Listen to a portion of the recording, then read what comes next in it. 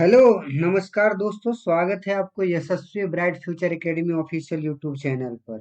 आज हम शुरू करने जा रहे हैं एनसीईआरटी क्लास 9 साइंस, एक नया चैप्टर जिसे हम लाइन बाय लाइन बहुत आसान भाषा में समझेंगे और साथ ही जहां से मोस्ट इम्पोर्टेंट क्वेश्चन बनते हैं उसे भी हम अपने आप बताने का प्रयास करेंगे ताकि तैयारी में आपको बहुत अच्छा से मजबूती मिल सके। तो वीडियो के अंत तक जरूर बने रहें। और अगर आप पढ़ाई को आसान और मजेदार बनाना चाहते हैं तो इस चैनल को सब्सक्राइब करना बिल्कुल न भूलें। आज हम क्लास 9th का फर्स्ट चैप्टर एनसीईआरटी हमारे आसपास के पदार्थ मैटर इन आवर सराउंडिंग को स्टार्ट कर रहे हैं, क्योंकि लाइन बाय लाइन इसमें पढ़ा जाएगा और इससे जो भी क्वेश्चन बनने वाला है उस क्वेश्चन आप लोग को बताया जाएगा। तो चलिए फर्स्ट हम स्टार्ट करते हैं यहाँ से। कहता है फर्स्ट में कि आपने चारों ओर नजर दौड़ा कर देखिए। नजर दौड़ाकर आप देखिए तो उसमें क्या आपको पता चल पाएगा, क्योंकि देखिए इसका लैंग्वेज यही है। क्योंकि एनसीईआरटी लैंग्वेज थोड़ा कठिन होता है बट समझना आसान नहीं होता है, लेकिन हम आसान तरीके से समझाने का प्रयास करेंगे। कह रहा है यहाँ पे कि आपने चारों ओर नजर दौड़ाने पर हमें विभिन्न प्रकार की वस्तुएं नजर आती है, जिसका आकार, आकृति और बनावट अलग अलग होता है। इस विश्व के प्रत्येक वस्तु जिस पदार्थों से बनी होती है उसे वैज्ञानिक ने पदार्थ का नाम दिया। देखिए हम लोग ये समझेंगे कि पदार्थ है क्या। यहाँ पे एक सवाल आता है कि पदार्थ क्या है, कि पदार्थ किसे कहते हैं। तो हम लोग ये जानते हैं कि पदार्थ जिस वस्तु में स्थान छेकने की क्षमता हो, जिसमें द्रव्यमान हो, जिसमें वजन हो, वैसे चीज को हम लोग पदार्थ कहते हैं। पदार्थ में क्या होता है कि मैटर, मैंने मैटर यानी पदार्थ क्या होता है कि जो जो स्थान छेके, जिसमें द्रव्यमान हो, जिसमें भार हो, उसे हम लोग स्थान मैंने ये कह सकते थे। ये अपना आप में लैंग्वेज में समझे कि हमारे आंखों से जो भी चीज दिखाई पड़ रहा है वो सब के सब हमारा पदार्थ है। ये लैंग्वेज ये होना चाहिए। तो यहाँ पर देखिए ये आपको दिया हुआ है, यहाँ पर एक चीज को याद रखिएगा।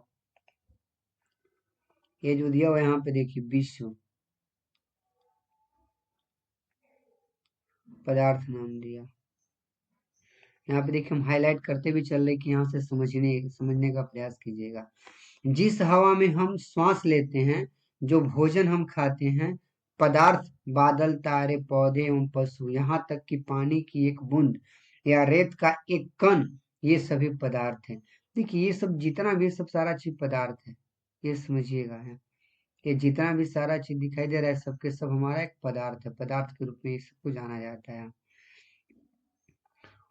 तो यहाँ से क्वेश्चन आपको नहीं पूछेगा, बस पूछेगा कि पदार्थ क्या है। तो इसमें याद रखिए जिसमें द्रव्यमान हो, जो जो आयतन हो, जो स्थान छेदती हो, सब पदार्थ कहते हैं।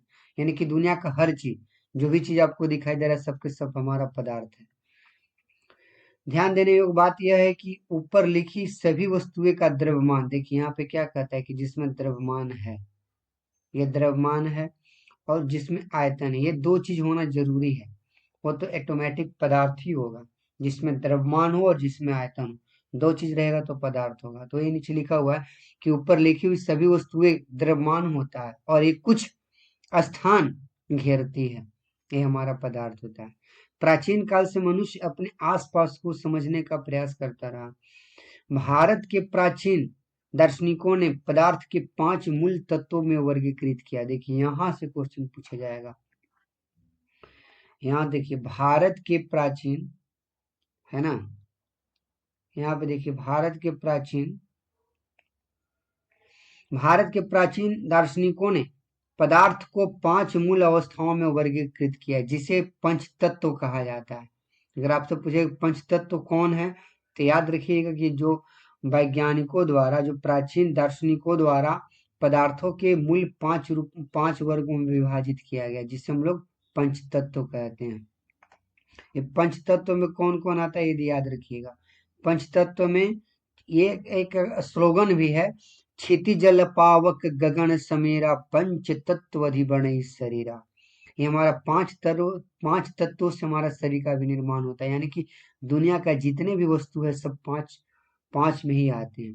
तो देखिए कौन कौन सी चीज यहाँ है, तो याद रखिएगा। देखिए आपको दिया हुआ है यहाँ, देखिए ध्यान दीजिएगा, वायु, पृथ्वी, अग्नि, जल और आकाश, इसके अनुसार इन पंच तत्वों के सभी वस्तुएं बनी हुई है। यानी ये कह रहा है कि ये जितने भी सारा चीज जो दिया गया है यहाँ पर, ये सब के सब हमारा पंच तत्व है, पंच तत्व के रूप में आता है। देखिए याद रखिएगा, ये जो हम इसको अंडरलाइनिंग कर रहे हैं, हाँ, ये हमारा पंच तत्व है। देखिए इसको हम लोग घेर रहे हैं फिर से, ये हमारा पंच तत्व है। पंच तत्व में कौन कौन से आते हैं? तो वायु, पृथ्वी, अग्नि, जल और आकाश। इनके अनुसार इन्हीं पंच तत्वों से सभी वस्तुओं का निर्माण हुआ है। आपसे पूछ सकता है कि एग्जाम में कि इनमें से पंच तत्व में कौन शामिल नहीं है। हो सकता है उसमें लकड़ी दे देगा, वायु, पृथ्वी, अग्नि, जल, 5 ऑप्शन रहेगा। तो वायु, पृथ्वी, अग्नि, जल, एक लकड़ी दे देगा, तो वहां पे लकड़ी एक ऑप्शन हो जाएगा जो आपको पंच तत्व में शामिल नहीं है। हम यहाँ से जो क्वेश्चन बनने लायक वहां से क्वेश्चन बताते चल रहे हैं आप लोग को, इसलिए विशेष करके ध्यान दीजिएगा। यहाँ से एक सवाल आएगा, अब कहता है चाहे वह सजीव हो या निर्जीव हो, उन सभी को यूनानी दार्शनिकों ने भी पदार्थ को इसी प्रकार वर्गीकृत किया। जैसे यूनान के जो भी दर्शनीय जो भी वैज्ञानिक लोग थे, उन्होंने भी इसी चीज पर मान्यता प्राप्त की, इसी चीज को उन्होंने बताया कि नहीं, हमारा जो भी जितने भी हमारा वस्तु है, सब हमारा पंच तत्वों से मिलकर बना होता है। आधुनिक वैज्ञानिकों ने पदार्थ को भौतिक गुण धर्मों एवं रासायनिक प्रकृति के आधार पर दो प्रकार से वर्गीकृत किया। देखिए यहाँ से भी एक क्वेश्चन आ सकता है आपको, क्या क्वेश्चन में कि आधुनिक वैज्ञानिकों ने पदार्थ को भौतिक गुण धर्मों एवं रासायनिक प्रकृति के आधार पर कितने भागों में वर्गीकृत किया। तो याद रखिएगा यहाँ पर 2 भागों में वर्गीकृत किया। कौन कौन? तो ध्यान दीजिएगा, हम लोग पदार्थ को 2 भागों में वर्गीकृत किए, किसके? एक भौतिक के आधार पर, एक रासायनिक के आधार पर। हम इसके बारे में और डिटेल से सीखी समझेंगे यहाँ। तो लेकिन ये एनसीईआरटी के अकॉर्डिंग मैं बता रहा हूँ आपको कि एनसीईआरटी क्या कहता है कि आधुनिक जो वैज्ञानिक है, जो आजकल के जो वैज्ञानिक लोग जो थे, उन्होंने पदार्थ को 2 भागों में बांटे। फर्स्ट भौतिक के आधार पर, दूसर का रासायनिक के आधार पर। तो याद रखिए भौतिक के आधार पर 5 है, ऐसे तो भौतिक के आधार पर 3 गो, लेकिन मुख्य रूप से अगर 3 गो ही माना जाता है, लेकिन ऐसे भौतिक के आधार पर 5 हैं। ठोस, द्रव, गैस, प्लाज्मा, बोस आइंस्टाइन, ये 5 हमारा है। वही अगर हम लोग रसायन के हिसाब से देखेंगे, तत्व, यौगिक, मिश्रण, इस प्रकार से इसको आगे मिलेगा, हम इसके बारे में डिटेल से बताएंगे। लेकिन ये याद रखिएगा यहाँ कि आधुनिक वैज्ञानिकों ने पदार्थ को कितने अवस्था में बांटे हैं? तो 2 भागों में। कौन कौन? तो भौतिक गुणधर्मों के आधार पर और रासायनिक प्रकृति के आधार पर 2 भागों में बांटे हैं। इस अध्याय में हम भौतिक गुणों के आधार पर पदार्थों के बारे में ज्ञान अर्जित करेंगे। पदार्थ के रासायनिक पहलुओं को आगे के अध्याय में हम लोग पढ़ेंगे। देखिए यहाँ पे ध्यान दीजिएगा, जो जो चीज में है हम सब हाईलाइट करते चले, जहां जहां से क्वेश्चन बनने वाला है। पदार्थ का भौतिक स्वरूप, आखिर पदार्थ का भौतिक स्वरूप क्या होता है? पदार्थ के, देखिए कहता है कि पदार्थ कणों से मिलकर बना होता है, भौतिक स्वरूप है। भौतिक स्वरूप में क्या बताया कि पदार्थ हमारे कणों से मिलकर बना, छोटे छोटे पार्टिकल से मिलकर बने होते हैं। बहुत समय तक पदार्थों के प्रकृति के बारे में 2 विचारधाराएं प्रचलित थी। एक विचारधारा का यह मानना था कि पदार्थ लकड़ी के टुकड़े की तरह सतत होते हैं, सतत यानी कंटिन्यूअस, मैंने छोटे छोटे पार्टिकल से मिलकर बने होते हैं। परंतु अन्य विचारधारा का मानना था कि पदार्थ रेत की तरह के कणों से मिलकर बने होते हैं। आइए एक क्रियाकलाप के द्वारा पदार्थों के स्वरूप को बारे में निर्णय करते हैं कि सतत है या कणों से मिलकर बने होते हैं। तो देखिए एक एक्सपेरिमेंट करके बताया जा रहा है। क्योंकि यहाँ ये बस समझिएगा कि पदार्थ को जो भौतिक अवस्था के रूप में फर्स्ट में दिखाया गया, तो पदार्थ एक छोटे छोटे पार्टिकल से मिलकर बने होते, छोटे छोटे कण। इतने छोटे कण सूक्ष्मतम कण होते जो आपकी नंगी आंखों द्वारा दिखाई भी नहीं पड़ सकता है। ये यहाँ पे दिया हुआ स्टेटमेंट में देखिए क्रियाकलाप दिया हुआ, इस क्रियाकलाप को करके आप देख सकते हैं कि 100 ml का बीकर लें, एक बीकर को जल से आधा भरकर जल के स्तर पर निशान लगा दें, दिए गए नमक या शर्करा को कांच की छड़ की मदद से जल को घोल दें, जल के स्तर को आए बदलाव पर ध्यान दीजिए कि क्या उसमें कोई चेंजिंग हो रहा है या नहीं। आपके अनुसार नमक या शर्करा का क्या हुआ, ये गायब क्यों हो गया, क्या जल के स्तर में कोई बदलाव आया। तो देखिए एक्सपेरिमेंट करने का मकसद मेरा क्या है, एक चीज आपको बता दे रहे हैं कि जितने भी पदार्थ है सभी एक छोटे छोटे से पार्टिकल से मिलकर बने होते हैं, जिसके बीच में कुछ गैप होते हैं, और वही गैप में सारा चीज समन्वय हो जाता है, सम्मिलित हो जाता है वहाँ। तो इसी का अर्थ यही है कि आप एक बीकर ले लें, बीकर में आप क्या करें कि नमक डालें या पानी डालें, उसमें पानी डालने के क्रम में पानी में ही एक नमक डालें, पानी में जैसे नमक डालिएगा उसको घुलाइएगा तो घुल जाएगा। तो घुलता वो नहीं है, पानी के पानी के जो भी हमारा पार्टिकल है, जो भी मॉलिक्यूल्स हैं, वो मॉलिक्यूल्स के बीच में एक रिक्त स्थान होती है, वहां पर जाकर सारा चीज बैठ जाता है, मैनेज कर जाता है। इसके लिए हम लोग आगे डिटेल से इसको देखेंगे, समझेंगे। बस इसका क्या नाम यही है, वो कभी घुलता नहीं है। जो भी एक दो पार्टिकल के बीच में जो भी दो पार्टिकल के बीच में जो भी गैप होता है, उस गैप में जाके समन्वय हो जाता है, बैठ जाता है। इस प्रश्नों का उत्तर पाने के लिए हम इन विचारों को स्वीकार करना होगा कि सभी पदार्थ के कण से बने होते उपरोक्त क्रियाकलापों में चम्मच में रखी गई नमक या शर्करा पूरी तरह पानी में घुल गई है, जैसा कि चित्र आपको दिखाया गया। देखिए आपको ये सारा चीज दिखाया गया। देखिए इसमें सबसे मोस्ट इम्पोर्टेंट ये है, इसको भी आप याद रखिएगा, ये जो आपको दिया गया यहाँ पर, ये चीज को आप याद रखिएगा, ये मोस्ट इम्पोर्टेंट है यहाँ, क्योंकि इससे आपको क्वेश्चन बनते हैं।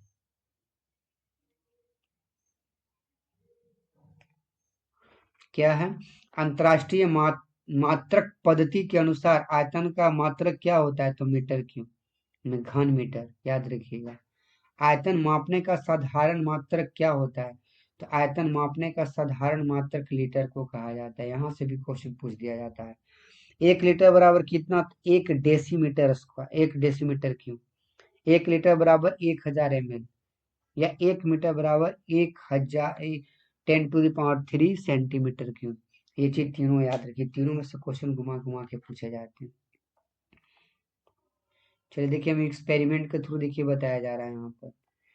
ये देखिए दिया गया है कि देखिए जल नमक मिलाएं, लाख गुना आवर्धित किए गए जल के कण। तो ये ध्यान से देखिएगा, ये आपको जल के जो कण है, ये आपको आवर्धित करके देखिए बताया गया है। देखिए हम आपको दिखा रहे हैं, आवर्धित किया हुआ ये चीज। यहाँ पर जो हम इसको जूम करके दिखा रहे हैं आपको, कि देखिए जल के जितने भी जो यहाँ है ना, तो जो जल के जो जल नमक मिलाए गए लाख गुना आवर्धित किए गए जल के कण है। ये देखिए हमारा एक बीकर है, बीकर में देखिए जल है, जल की इतना देखिए पार्टिकल होते हैं, मैंने इसको लाख गुना आवर्धित किया गया जल के कण को। तो इस प्रकार से दिखाई दे रहा है कि एक जल में जो भी उसमें पार्टिकल जो कण होते हैं, और दोनों के बीच में देखिए इतना गैप होता है, देखिए सारा चीज का गैप होता है। अब इसी गैप में चीनी और नमक का जो भी मिश्रण है ना, वो घुल जाते हैं। देखिए यहाँ पर हम दिखा रहे हैं आपको कि देखिए हमारा इतना आवर्धित किया गया जूम करके। अब इसी को देखिए इसमें और इसमें देखिए मिलाया गया है क्या आपको, जल। इसी जल में क्या, जल के बीच में आप तो देख रहे हैं यहाँ पर कि जल के बीच में जो भी हमारा इतना पार्टिकल है, अब इसी पार्टिकल में देखिए कि आपको मिलाया जा रहा है क्या, नमक। देखिए ये हमारा जो पार्टिकल में देखिए यहाँ पे जल के जो कण है, जल के कण के बीच में देखिए खाली गैप है। इसी खाली गैप में क्या होता है ना, कि जो भी कण हम इसमें डालते हैं, जल में डालने, जल में घुलाने के लिए, इसी खाली जगह में जाके एडजस्ट हो जाता है वो। देखिए जल हिलाए नमक, है ना। तो जैसे इसमें नमक डालिएगा तो नीचे पेंदी में बैठ जाएगा, और जैसे इसको हिलाइएगा कोई भी छड़ के लेकर, तो उसको क्या होगा कि देखिए इतने, देखिए लास्ट में जो दिया गया है जल नमक, तो जल के पार्टिकल में और नमक का जो पार्टिकल है, वो खाली जो गैप है, उस गैप में जाकर बैठ जाता है। इसीलिए पानी का लेवल बढ़ता नहीं। अब जैसे ही बैठ जाता है तो लगता है कि एक पानी में घुल गया, घुलता नहीं है।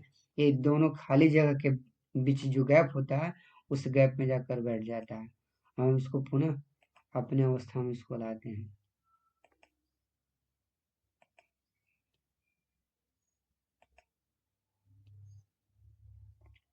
चलिए अब हम लोग देखें यहाँ। अब हम लोग इसी में आगे देखते हैं।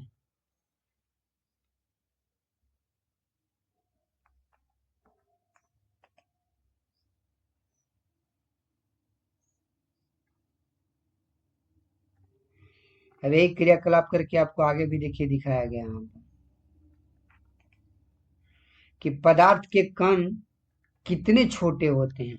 अब इतने छोटे होते हैं कि आपको दिखाई नहीं पड़ पाएगा, क्योंकि जैसे अभी आपको जूम करके दिखाया गया, बहुत इतने छोटे हैं जिसको नंगी आंखों द्वारा देखा नहीं जा सकता है इसको।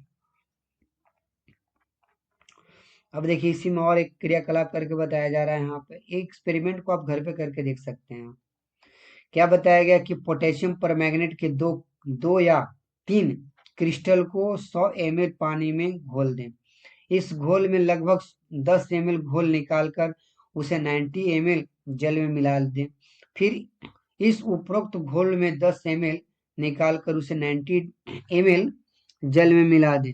इसी तरह इस घोल को 5 से 8 बार तनुकृत करते रहे। तनु का मतलब देखिए, तनुकृत का कहने का मकसद क्या होता है? तनुकृत, देखिए एक वर्ड यहाँ पे आ रहा है तनुकृत।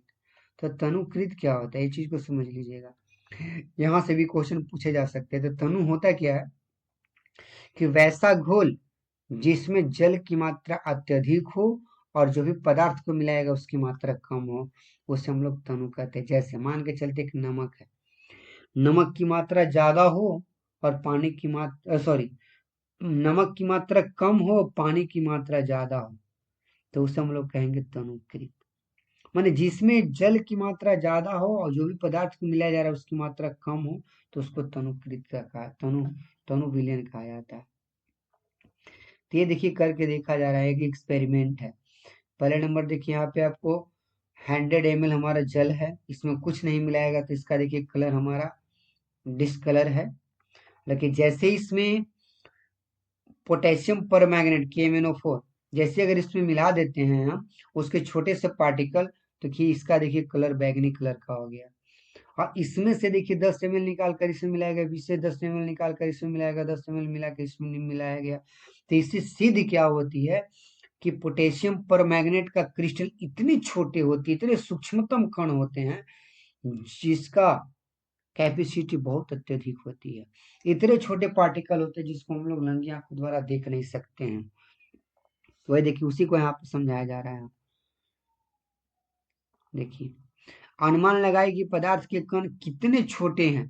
प्रत्येक बार तनुकृत करने पर घोल का रंग हल्का होता जा रहा है, फिर भी पानी का रंग नजर नहीं आ रहा है। यानी कि ऑलरेडी हमारा इतना क्रिस्टल इतने छोटे हैं जिसको नंगी आंखों द्वारा देखी नहीं जा सकती है। इससे सीधे ही होती है कि एक ऐसा जो भी कोई भी पदार्थ को मिला रहे हैं आप, इसकी पार्टिकल इतने छोटे होते हैं जिसको आप नंगी आंखों द्वारा देख नहीं सकते। वही इसमें बताया जा रहा है। अब देखिए यहाँ पे क्या बताया जा रहा है कि यह प्रयोग दर्शाता है कि पोटेशियम परमैंगनेट के बहुत छोटे से क्रिस्टलों से पानी की लगभग अधिक मात्रा 1000 लीटर भी रंगीन हो जाता है। बिल्कुल, इसमें हम ये निष्कर्ष निकाल सकते हैं कि पोटेशियम परमैंगनेट के केवल एक क्रिस्टल में कई सूक्ष्म कण होते हैं। ये कण छोटे छोटे कणों में विभक्त होते रहते हैं। अंततः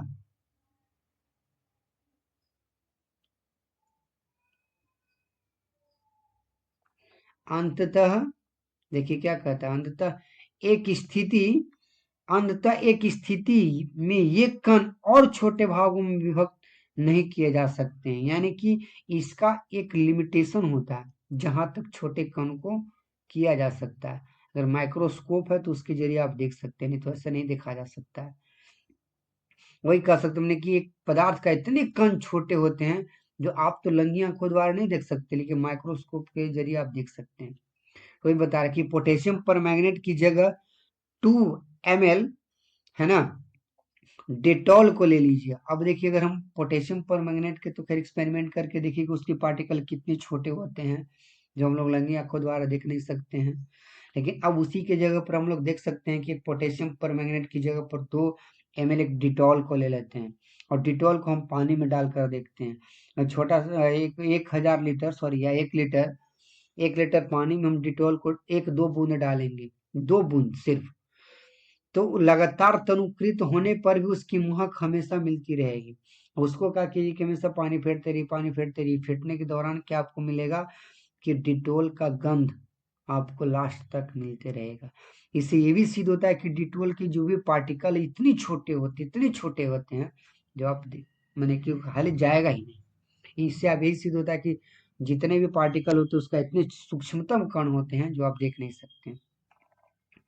पदार्थों के ये कण बहुत छोटे होते हैं, इनमें छोटे ही हम कल्पना भी नहीं कर सकते कि जितना कितना छोटा हो सकता है। इतने छोटे होते हैं कि जिसको हम लोग कल्पना भी नहीं कर सकते हैं, हम लोग अंदाजा भी नहीं लगा सकते कि कितना छोटा होता है। पदार्थों के कण के भी लक्षणीय गुण, अब उसके बीच में हम लोग गुण को देखेंगे, हम लोग समझेंगे क्या है। देखिए जितना जितना क्वेश्चन है वहां से हम लोग, जहां से क्वेश्चन बनने लायक है वहां तक क्वेश्चन आपको बता रहे हैं। देखिए ये भी याद रखिएगा, पदार्थों के कणों के विलक्षणीय गुण, पदार्थों के कणों के बीच रिक्त स्थान होता है, बिल्कुल सही। यहाँ पे याद रखिएगा, दो माने पदार्थों के बीच एक रिक्त स्थान होती है, क्या सॉलिड, ठोस, लिक्विड, गैस क्यों न हो, उसके दो पार्टिकल के बीच में गैप होता है, वही गैप में जाकर सब एडजस्ट हो जाता है। क्रियाकलाप 1.1 और 1.2 में नमक, शर्करा, डिटॉल या पोटेशियम परमैंगनेट के कण समान रूप से पानी में भी वितरित हो गई। इसी प्रकार जब हम चाय, कॉफी और नींबू पानी बनाते हैं तो एक पदार्थ के कण दूसरे पदार्थों के कणों के रिक्त स्थानों में समावेशित हो जाते हैं। याद रखिए, देखिए यहाँ पर क्या कर रहा है, समावेशित हो जाते हैं। तो यह दर्शाता है कि पदार्थों के कणों के बीच पर्याप्त रिक्त स्थान होती है, बिल्कुल सही। क्या होती है कि पदार्थों में देखा जाए तो दो कणों के बीच एक रिक्त स्थान होती है, उसी रिक्त स्थान में जाके समावेशित हो जाता है, बैठ जाता है। देखिए एक तो और क्रियाकलाप करके बताया जा रहा है कि पदार्थ के कण निरंतर गतिशील होते हैं, ये बिल्कुल सही है। यहाँ से अगर आपसे पूछा जाएगा क्वेश्चन कि पदार्थों के कण क्या स्थिर रहते हैं, गतिशील रहते हैं, स्थिर और गतिशील दोनों रहते हैं, इनमें से कोई नहीं। तो याद रखिएगा जितने भी पदार्थ होते हैं, ठोस, द्रव, गैस, जितने भी हो, सभी के पदार्थ हमेशा निरंतर गतिशील अवस्था में रहते हैं, निरंतर गतिशील अवस्था में रहते हैं, हमेशा गति करते रहते हैं। अगर गति नहीं करते तो उसके जो पार्टिकल है दूसरे पार्टिकल के बीच में छिप कैसे जाते हैं। अगर इसको देखिए, छोटा सा एग्जाम्पल समझने के लिए आप देखिएगा कि हमारा पार्टिकल गति कैसे करते रहते, इस चीज को हम एक एक्सपेरिमेंट के थ्रू समझा सकते हैं कि आप मैंने कि वैसे रूम में चले जाइए जहां पर पूरा अंधेरा हो और सूर्य की एक प्रकार का एक एक किरण वहां पर पहुंच रहा हो, तो उस जगह पर देखिए कि जैसे उसका किरण आएगा तो रूम में, तो उसमें बहुत सारे पार्टिकल हमारे इन्वायरमेंट में तैरते हुए दिखाई देंगे। तो उससे समझ में आ सकता है कि जितने पार्टिकल सब गति में रहते हो, हमेशा उड़ते रहेंगे, इधर से उधर, उधर से उधर चलते रहेंगे। तो इससे समझ सकते हैं कि हमारा जितने पार्टिकल, छोटे छोटे कण होते हैं, वो सब एक दूसरे को गतिशील अवस्था में रहते हैं। अपनी कक्षा में किसी कोने में एक बुझी हुई अगरबत्ती रख दें, इससे सुगंध लेने के लिए आपको इसके कितने समीप जाना पड़ सकता है। अगर अगरबत्ती जला दें तो क्या होता है, क्या दूर से ही इसकी सुगंध आपको मिलती है। आपने प्रेक्षण को नोट करें। अब देखिए इसमें आप एक एक्सपेरिमेंट और करके बताया जा रहा है कि हाँ, पदार्थों के कण में गतिशील अवस्था में होते हैं कि नहीं। तो जैसे एक मोमबत्ती लाइए, चाहे एक अगरबत्ती लाइए, एक कोने में रख दीजिए, उसकी गंध को सूंघने के लिए आपको नाक उसके प्रति ले जाना पड़ेगा, उसके समीप ले जाना पड़ेगा। और जैसे ही अगर दूर रहते हैं आप, जैसे अगर हम अगरबत्ती से दूर हों तो उसकी गंध हमें हमारी नाकों तक नहीं पहुंच पाती है। तब जैसे उसको हम लोग अगरबत्ती को जलाते हैं, तो अगरबत्ती को जैसे ही जलाएंगे तो उससे निकलने वाली जो धुएं हैं, जो गंध है, वो तुरंत भर में हमारा इन्वायरमेंट में फैल जाता हो। दिखाई आपको नहीं देगा, लेकिन उसकी गंध एक कोने से दूसरे कोना बहुत तीव्र गति से जाके फैल जाएगा, वो इतना तीव्र गति से विस्तृत हो जाता हो, हमारे इन्वायरमेंट के साथ मिल जाता है। तो जैसे एक कोने से दूसरे कोने में कोई भी व्यक्ति रहेगा तो उसके तुरंत अगरबत्ती के गंध उसको पता चल जाएगा, महसूस हो जाएगा कि हमारा एक सुगंधित कोई भी चीज को जलाई जा रही है। तो इससे सिद्ध होता है कि हमारा जितने भी कण हैं, पार्टिकल हैं, वो हमेशा गतिशील अवस्था में रहता है। ये आपको बताया जा रहा है यहाँ पर। जल में जल से भरे 2 गिलास या 2 बीकर ले लीजिए। अब देखिए आप लोग को क्या कह रहा है यहाँ पर, एक तो और एक्सपेरिमेंट करने के लिए कहा जा रहा है यहाँ पर कि जब जल जल से भरे 2 गिलास या 2 बीकर ले लीजिए। तो ठीक है, हम ले लिए, 2 बीकर के ले लो। और जैसे ही 2 बीकर ले लोगे तो उसमें क्या करना है कि पहले बीकर में एक सिरे पर सावधानी से एक बूंद लाल या नीली स्याही डाल दो। मैंने स्याही तो देख रहे हैं ना, जो इंक होता है उस चीज को डाल दो। और दूसरे में शहद डाल दो। अब इसके बाद इसको अपने घर में या कक्ष के एक कोने में रख दो। तो आपने क्या परीक्षण किया? तो उसमें ये परीक्षण क्या किया, इसके लिए देखो यहाँ एक्सपेरिमेंट करके बताया जा रहा है। कह रहा कि स्याही की बूंद डालने के तुरंत बाद अपने क्या देखा। जैसे हम लोग स्याही का एक बूंद डालेंगे तो उसमें क्या एक्सपेरिमेंट होगा। शहद की बूंद डालने के तुरंत बाद अपने क्या देखा। अब देखो इसमें शहद डालेंगे, वो में स्याही डालेंगे, दोनों में देखने के बाद दोनों में क्या क्या एक्सपेरिमेंट होता है उस चीज को नोट करने के लिए कह रहा है यहाँ पे। स्याही का रंग पूरे जल में एक समान रूप से फैलने में कितने घंटे कितने समय लगता है। ये देखिए सारा चीज नोट करके लिखना है। जो भी एक्सपेरिमेंट इसमें दे रहा है उस एक्सपेरिमेंट को कर कर आप लोग देखिए।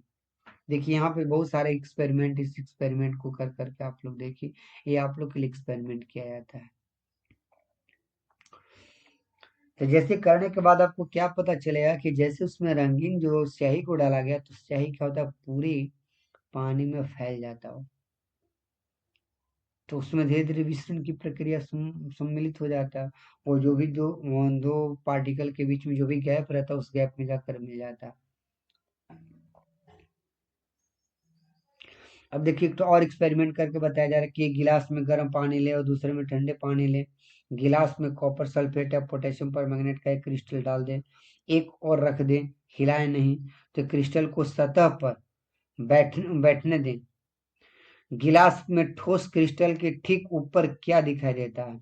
समय बीतने पर क्या होता है। इसमें ठोस और द्रव के कणों के बारे में क्या पता चलता है। तो क्या तापमान के साथ मिश्रण होने की दर बढ़ती है, ये ऐसा क्यों होता है। याद रखिएगा, तापमान बढ़ने से जितने भी पार्टिकल, जो भी हमारा मैटर का जो पार्टिकल है, जो पदार्थ का जो कण होते हैं, वो गतिशील अवस्था में आते हैं।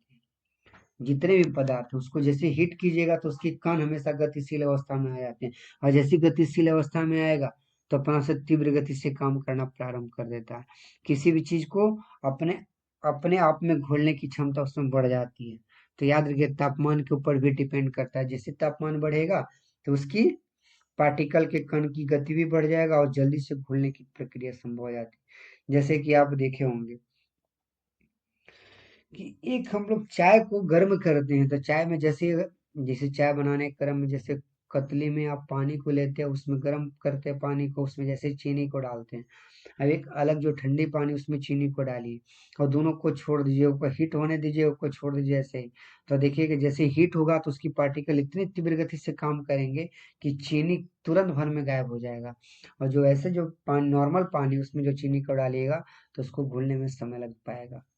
इससे हम लोग समझ सकते हैं कि जो भी हमारा हीट होगा, हेट ऑफ एनर्जी जो होगा, वो किसी भी पार्टिकल के कणों को गति को बढ़ा देता है, घुलने की क्षमता को बढ़ा देता है, तीव्र गति से कार्य करता है। ये चीज होता है यहाँ पर, ये आपको बताया जा रहा है एक्सपेरिमेंट के थ्रू। देखिए यहाँ बताया जा रहा है उपरोक्त तीनों क्रियाकलाप 1.3, 1.4, 1.5 में हमने निम्नलिखित निष्कर्ष पर पहुंच सकते हैं। पदार्थों के कण निरंतर गतिशील होते हैं, अर्थात इसमें गतिज ऊर्जा होती है। बिल्कुल यहाँ से याद रखिएगा, यहाँ से देखिए क्वेश्चन आ सकता है आपको।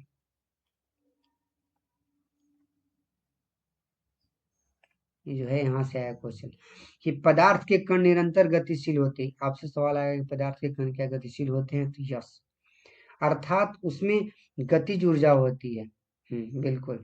तापमान बढ़ने से कणों की गतिज ऊर्जा तेज हो जाती है, इसीलिए हम कह सकते हैं कि तापमान बढ़ने से कणों की गतिज ऊर्जा में भी बढ़ोतरी होती है, यानी बढ़ जाती है। ये याद रखिएगा, यहाँ से क्वेश्चन पूछ सकता है कि अभी जैसे हम आपको एक्सपेरिमेंट के थ्रू उसको मौखिक रूप से समझाएं, उसी का डिटेल वर्जन यहाँ है। फिर आगे कहता है कि उपरोक्त तीनों क्रियाकलापों में हमने देखा कि पदार्थों के कण अपने आप ही एक दूसरे के साथ अंतः मिश्रण हो जाते हैं। ऐसे कणों के रिक्त स्थानों में समावेशित के कारण होता है। जैसे पहले आपको एक्सपेरिमेंट बताया गया, क्या बताया गया कि जैसे ही अगर हम लोग ये पदार्थ के कण अपने आप ही एक दूसरे के साथ अंतः मिश्रित हो जाते हैं, यानी कि ऑटोमेटिक बैठ जाते हो, आपको बैठाने की जरूरी नहीं है ना। जैसे इसको हिट कीजिएगा तो ऑटोमेटिक उसकी जगह पे जो भी गैपिंग जगह है उस गैपिंग में जाके समावेशित हो जाते हैं। दो विभिन्न पदार्थों के कणों का स्वतः मिलना ही विसरण कहलाता है। देखिए ये चीज याद रखिएगा, ये बहुत मोस्ट इम्पोर्टेंट है। ये जो है यहाँ ये बहुत मोस्ट इम्पोर्टेंट है, इस चीज को याद रखिएगा। इसको हम लोग और हाईलाइट कर देते हैं यहाँ पर, इस चीज को आप समझिएगा।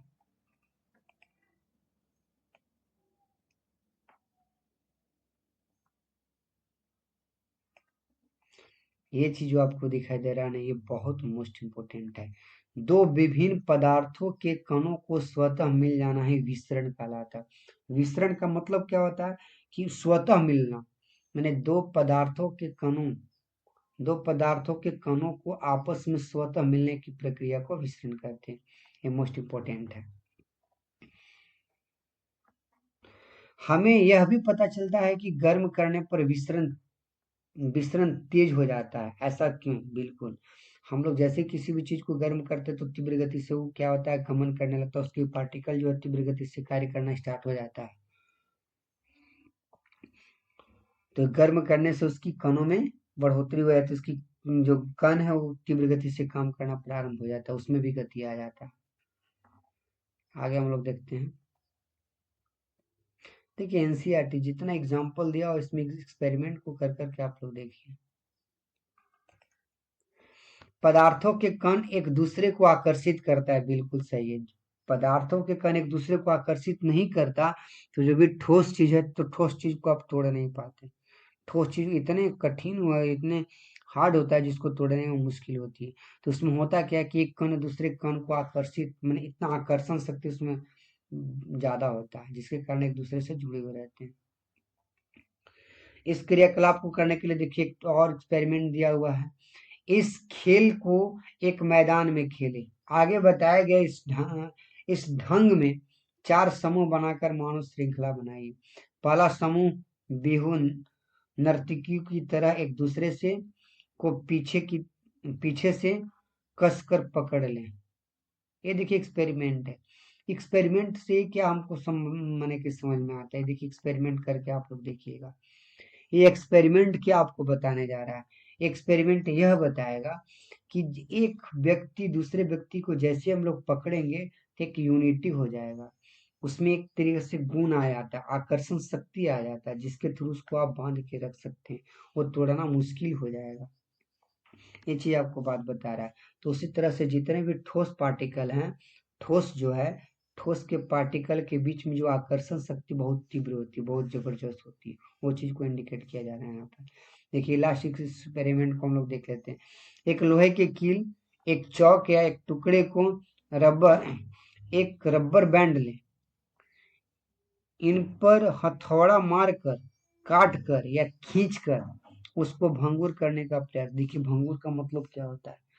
भंगुर भंगुर कहने का मतलब कि छोटे छोटे पार्टिकल में उसको खंडित कर देना, तोड़ देना, चूर चूर कर देना।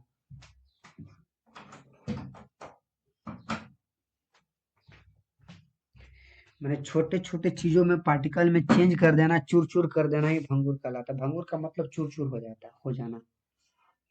तो क्या आप मान के चलिए रबर को आप चूर चूर कर सकते हैं? तो नहीं, उसकी पार्टिकल अलग है। हाँ, हमारे लोहे के कण है, लोहे की कील है, तो उसको भी पार्टिकल को आप चूर चूर नहीं कर सकते, लेकिन हाँ चौक के जो पार्टिकल उसको चूर चूर कर सकते हैं। क्यों? क्योंकि भंगुर होता है वो। इन तीनों में से किसके कण अधिक बल से एक दूसरे से जुड़े हुए थे? हाँ, ये तीनों के एक्सपेरिमेंट से हमें पता चल सकता है कि जो लोहे के कण है उसके आकर्षण, उसके दो कणों के बीच आकर्षण शक्ति बहुत अत्यधिक है, अत्यधिक चीज से जुड़े हुए रहते हैं, जिसके कारण उसको मोड़ना तोड़ना आसान नहीं होता। देखिए यहाँ पे फिर नेक्स्ट एक्सपेरिमेंट है, कहता है यहाँ पर क्या कि यहाँ देखिए कहता है कि जल का नल खोल कर जल की धारा को अपनी अंगुली से काटने का प्रयास करें। क्या जल की धारा कटती है? जल की धारा न कटने का कारण बताइए। बिल्कुल, हम जल की धारा को काटने का प्रयास करेंगे। अगर जल की धारा अगर कट सकता है तो कट सकता है, और नहीं कट सकता है तो नहीं कट सकता है। क्यों ऐसे होता है कि जल की धारा को हम लोग काटने का प्रयास करते हैं, लेकिन उसकी जो भी कण, जो पार्टिकल जो होते हैं, बहुत पास पास होते हैं, इतने पास पास होते हैं कि तुरंत एक दूसरे को लगता है कि अरे जुट गया वो। हमें ही पता चलता है ना कि जैसे तुरंत उसको काटने का बाद पता चलता है कि उसके पार्टिकल एक दूसरे के साथ जुड़े हुए हैं। अब इतना जुड़े हुए हैं कि तुरंत एक दूसरे को जुड़ जाते हैं। जैसे तुरंत कटेगा, वो लिक्विड है, क्योंकि लिक्विड में हमारा जो गैपिंग होता है, दो पार्टिकल के बीच में हल्का सा ठोस के अपेक्षा गैपिंग होता है, उस गैपिंग को हम लोग देख सकते हैं, समझ सकते हैं। जो गैप जो होता है उस गैप को हम लोग एहसास कर सकते, देख सकते हैं। अगर ये नहीं होता तो जैसे अब लोहे के कण को ऊपर से गिराते रहिए, रड को ऊपर से गिराते रहिए, उसके बीच में उंगली से काट कर देखिए, नहीं कट पाएगा। क्यों? क्योंकि उसके पार्टिकल के बीच में जो विरिक्त स्थान है बहुत ज्यादा है, मतलब बहुत कम है, जिसके कारण आपको कट नहीं सकता है। लेकिन जो भी हमारा लिक्विड है, लिक्विड के अंदर जो पार्टिकल के बीच में गैपिंग होता है, उस गैपिंग को तुरंत एडजस्ट कर लेता हो।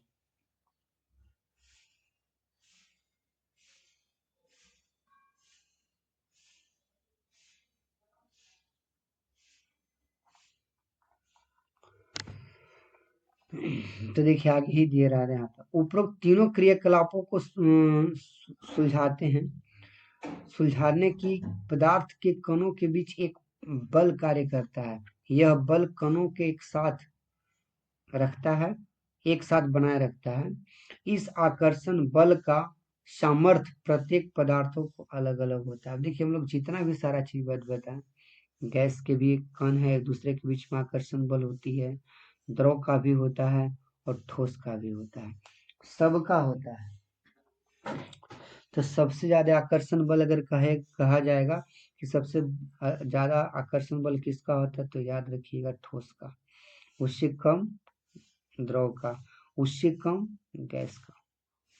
तो सबसे ज्यादा अगर आकर्षण बल कहेगा तो ठोस को। तो यही देखिए आपको बताया जा रहा है कि उपरोक्त तीनों क्रियाकलाप को सुलझाते हैं कि पदार्थ के कणों के बीच एक बल कार्य करता है, दो कणों के बीच में एक बल कार्य करता है। यह बल कणों के एक साथ रहता है। इस आकर्षण बल का सामर्थ्य प्रत्येक पदार्थों की अलग अलग होती है, जैसे ठोस का, द्रव का, गैस का, सबका अलग अलग होता है। चलिए हम लोग अब देखते हैं ऑन दी क्वेश्चन जो है हमारा, इसका जो भी क्वेश्चन जो दिया गया उस क्वेश्चन को हम लोग देखते हैं, जूम करके यहाँ पे देखते हैं क्वेश्चन क्या दिया हुआ है यहाँ पर। देखिए फर्स्ट क्वेश्चन में दिया हुआ कि निम्नलिखित में से कौन से पदार्थ हैं। अब देखिए यहाँ पे पहले नंबर पदार्थ के बारे में तो आपको समझ में आया कि पदार्थ क्या है, पदार्थ के बारे में बताया कि पदार्थ क्या है। पदार्थ के बारे में तो पहले से डिटेल से बताया गया, क्या पदार्थ के बारे में क्या बताया, पदार्थ क्या होता है, पदार्थ किसे कहते हैं। तो जो स्थान घेरता है, जिसमें वॉल्यूम यानी आयतन हो, जिसमें द्रव्यमान हो यानी मास हो, उसे हम लोग पदार्थ कहते हैं। पदार्थ का डिफिनेशन हो गया। अब इसी को हम लोग देखते हैं कि दिए गए जो भी इसमें दिया गया है उसमें क्या क्या दिए गए विकल्प के अनुसार देखेंगे। कुर्सी, वायु, स्नेह, गंध, घृणा, बादाम, विचार, शीतल पेय, इत्र की सुगंध। हाँ, अब इतने जितने भी सारा चीज दिया उसमें कुछ कुछ पदार्थ हैं और कुछ वैसे चीज जो पदार्थ नहीं है। क्या यानी कि पदार्थ न होने के कारण क्या है कि वह स्थान छेक नहीं सकता, उसमें मैंने वजन नहीं होता, उसमें मास नहीं होता, द्रव्यमान नहीं होता, वॉल्यूम नहीं होता है। उस चीज को हम लोग इसमें हटाएंगे, उसको अलग करेंगे। तो फर्स्ट में देखिए दिया कुर्सी, कुर्सी हमारा एक पदार्थ है। वायु पदार्थ है, चूंकि वायु में भी क्या है, वायु भी स्थान छेदती है। आप कहिए कि वायु स्थान कैसे छेदती है? वायु स्थान छेदती है। वायु में भी द्रव्यमान होती है, मास होती है, वॉल्यूम होती है। जैसे कि एक मान चलिए कि एक बैलून है, बहुत बड़ा सा एक गुब्बारा है, वो गुब्बारा को खाली कर दीजिए। उस गुब्बारा को खाली करने के बाद आप उसको वजन करके देखिए, उसका वजन अलग होगा। और जैसे ही गुब्बारा में हम गैस को भर देते हैं, वायु को भर देते हैं, तो वायु को जैसे भरने के बाद उसकी वजन ज़्यादा हो जाएगी। उसको वेट करके आप देखिए, दोनों में डिफरेंट होगा। छोड़िए उसको, और एग्जाम्पल सरल तरीका से मैं समझाने का प्रयास कर रहा हूँ कि जैसे गैस सिलेंडर है, सिलेंडर को आप जाकर वेट करके देखिए, जो खाली सिलेंडर हो उसका वजन कुछ अलग होगा, और जैसे उसमें गैस को भर दी जाती है तो उसके वजन करके देखिए, उसकी वजन में डिफरेंट होगा। तो हम इसे समझ सकते हैं कि गैस का में भी वजन होती है। वायु भी एक हमारा गैस है, अतः वायु भी हमारा एक पदार्थ होगा, जिसमें हमारा द्रव्यमान हो कि मास होगा, आयतन हो। स्नेह, स्नेह यानी कि हमारा शरीर से लगाव है, मैंने कि हमारा क्या है, एक लगाव भावना को इंडिकेट करता था। ये हमारा पदार्थ नहीं है। गंध, गंध भी, गंध को भी उसमें वजन नहीं होती, द्रव्यमान नहीं होते। गंध भी हमारा क्या है, घृणा। ये सब हमारा स्नेह, गंध, घृणा हमारा पदार्थ नहीं है। क्यों? क्योंकि स्नेह हमारा भावना को इंडिकेट करता, भावना हमारा है। गंध यह अनुभव है, पर असल में गंध कण होते हैं। यह गंध को अनुभूति माना जाता है, ये हम इसको अनुभूति मान सकते हैं। घृणा, ये भी हमारा भावना से जुड़ा हुआ है। बादाम हमारा पदार्थ है। विचार, विचार भी हमारा पदार्थ नहीं है। शीतल, शीत, शीत हमारा पदार्थ है, क्योंकि शीत को आप देख सकते हैं। शीतल पेय मैंने कि ठंडा पानी भी हमारा पदार्थ है। इत्र, इत्र की सुगंध नहीं, ये भी पदार्थ नहीं है। इत्र की सुगंध, क्योंकि इसके कण है, हाँ ये भी पदार्थ है। याद, इत्र की सुगंध हमारा पदार्थ है, याद रखिए। नेक्स्ट क्वेश्चन, निम्नलिखित प्रेक्षणों को कारण बताइए। गर्म करण, गर्म, गर्मा गर्म खाने की गंध कई मीटर दूर से ही आपको पास पहुंच जाती है, लेकिन ठंडी, ठंडे खाने की महक लेने के लिए आपको उसके पास जाना पड़ता है। तो बिल्कुल इसकी कारण क्या है कि यह प्रसरण है। प्रसरण के बारे में आप जान सकते हैं कि प्रसरण क्या है। यह प्रसरण यानी कि डिफ्यूजन के कारण होती है। कारण क्या है कि गर्म खाने के तापमान ज्यादा होता है, और ज्यादा होने के कारण कण तेजी से चलते हैं। गंध जल्दी से दूर तक फैल जाती है। क्यों? क्योंकि हमारा गर्म है। और ये बात अभी पढ़ के देखिए, जिससे कोई भी चीज जब गर्म रहता है तो उसकी कण बहुत तीव्र गति से काम करते हैं। तो यही कारण है कि वो आप उसकी गंध बहुत तीव्र गति से दूर पहुंच जाते हैं। लेकिन अब ठंडे खाने की तापमान कम होता है, कण धीरे धीरे चलते हैं। गंध, गंध पास जाकर ही महसूस हो सकते हैं, ज्यादा दूर तक जाता भी नहीं हो, क्योंकि ठंडा चीज हो। इस चीज को समझिएगा। उदाहरण के लिए गर्म समोसे की खुशबू दूर से ही आ जाती है, लेकिन ठंडी रोटी की नहीं।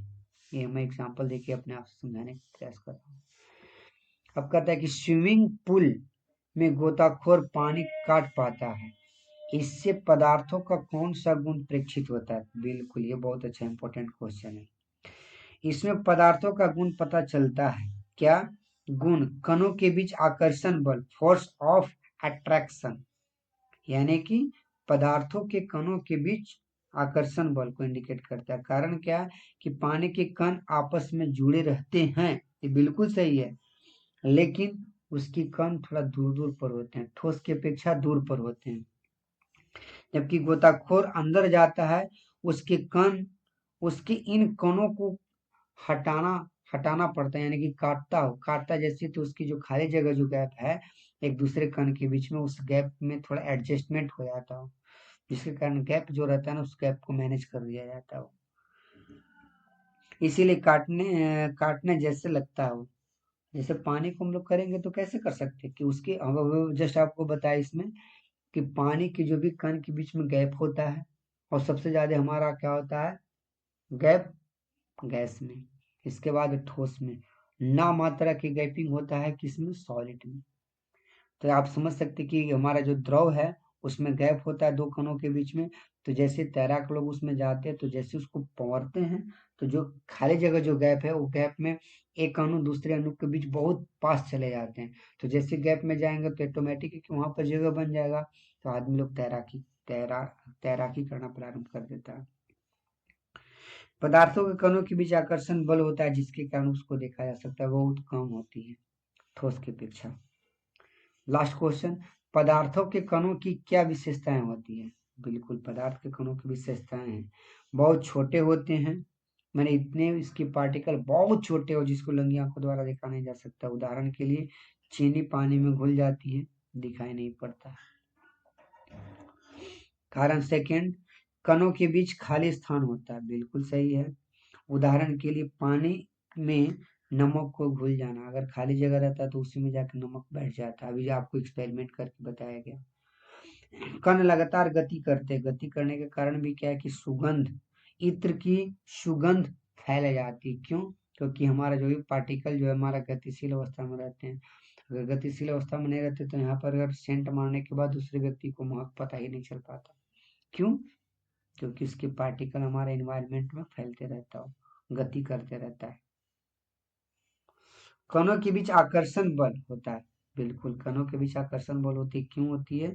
कि उदाहरण ठोस वस्तुएं अपनी स्पेस बनाए रखते हैं जिसके कारण मजबूती से जुड़े रहते हैं। हम लोग आगे देखते हैं यहाँ पर कि पदार्थों की, देखिए अब हम लोग और अब यहाँ पे देखिए क्वेश्चन को हम लोग डिस्कस करने के बाद अब देखते हैं पदार्थों की अवस्थाएं।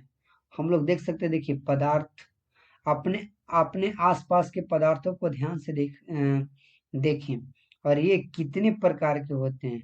हम पाते हैं कि पदार्थ अपने तीन रूपों में मौजूद होते हैं, ठोस, द्रव, गैस।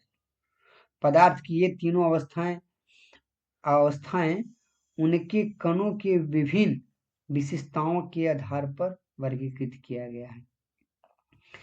अब हम पदार्थों के तीन अवस्थाओं को, गुणों को विस्तार से अध्ययन करेंगे। देखिए 20वें चैप्टर में बताया जा रहा है, क्या बताया जा रहा है? अगर इसको एनसीईआरटी के अकॉर्डिंग देखिएगा तो पदार्थ अपने तीन मूल अवस्थाओं में होती है। अगर पदार्थ का कितने अवस्था होती है तो तीन अवस्था। कौन कौन? ठोस, द्रव, गैस।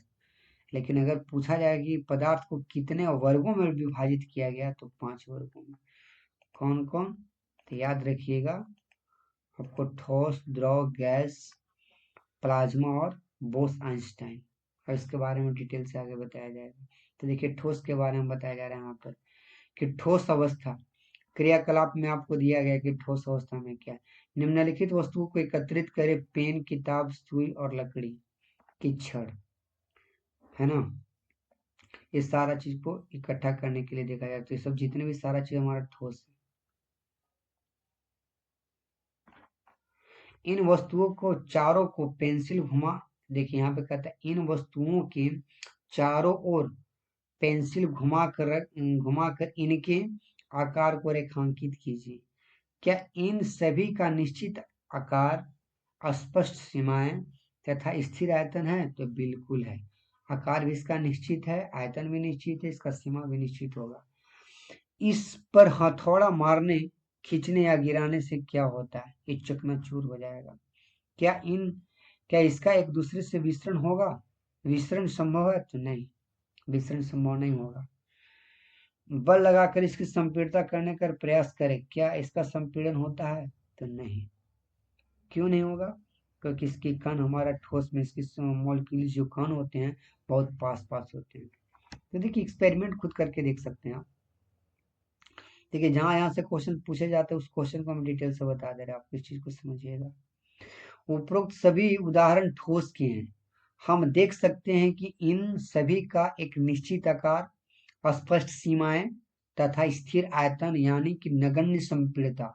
नगण्य संपीड़ता कहने का मतलब क्या है कि इसमें संपीड़न होने की क्षमता नहीं होती, माने कि एक दूसरे को दबाने की क्षमता नहीं होती है। ठोस को आप दबा नहीं सकते, दबाने के लिए हल्का फुल्का दब सकता है बट पूरा ठोस दब नहीं सकता है। उसको नगण्य संपीड़ता कहा जा सकता है कि बहुत कम मात्रा में इसको दबा सकते हैं, न के बराबर। सबसे ज्यादा संपीड़ता किस में होती है? तो गैस में। तो ये याद रखिएगा। स्पष्ट है कि क्या क्या है यहाँ पर, समझ सकते हैं। उपरोक्त सभी उदाहरण ठोस हैं। हम देख सकते हैं कि इन सभी का एक निश्चित आकार, क्या क्या होगा, एक निश्चित आकार,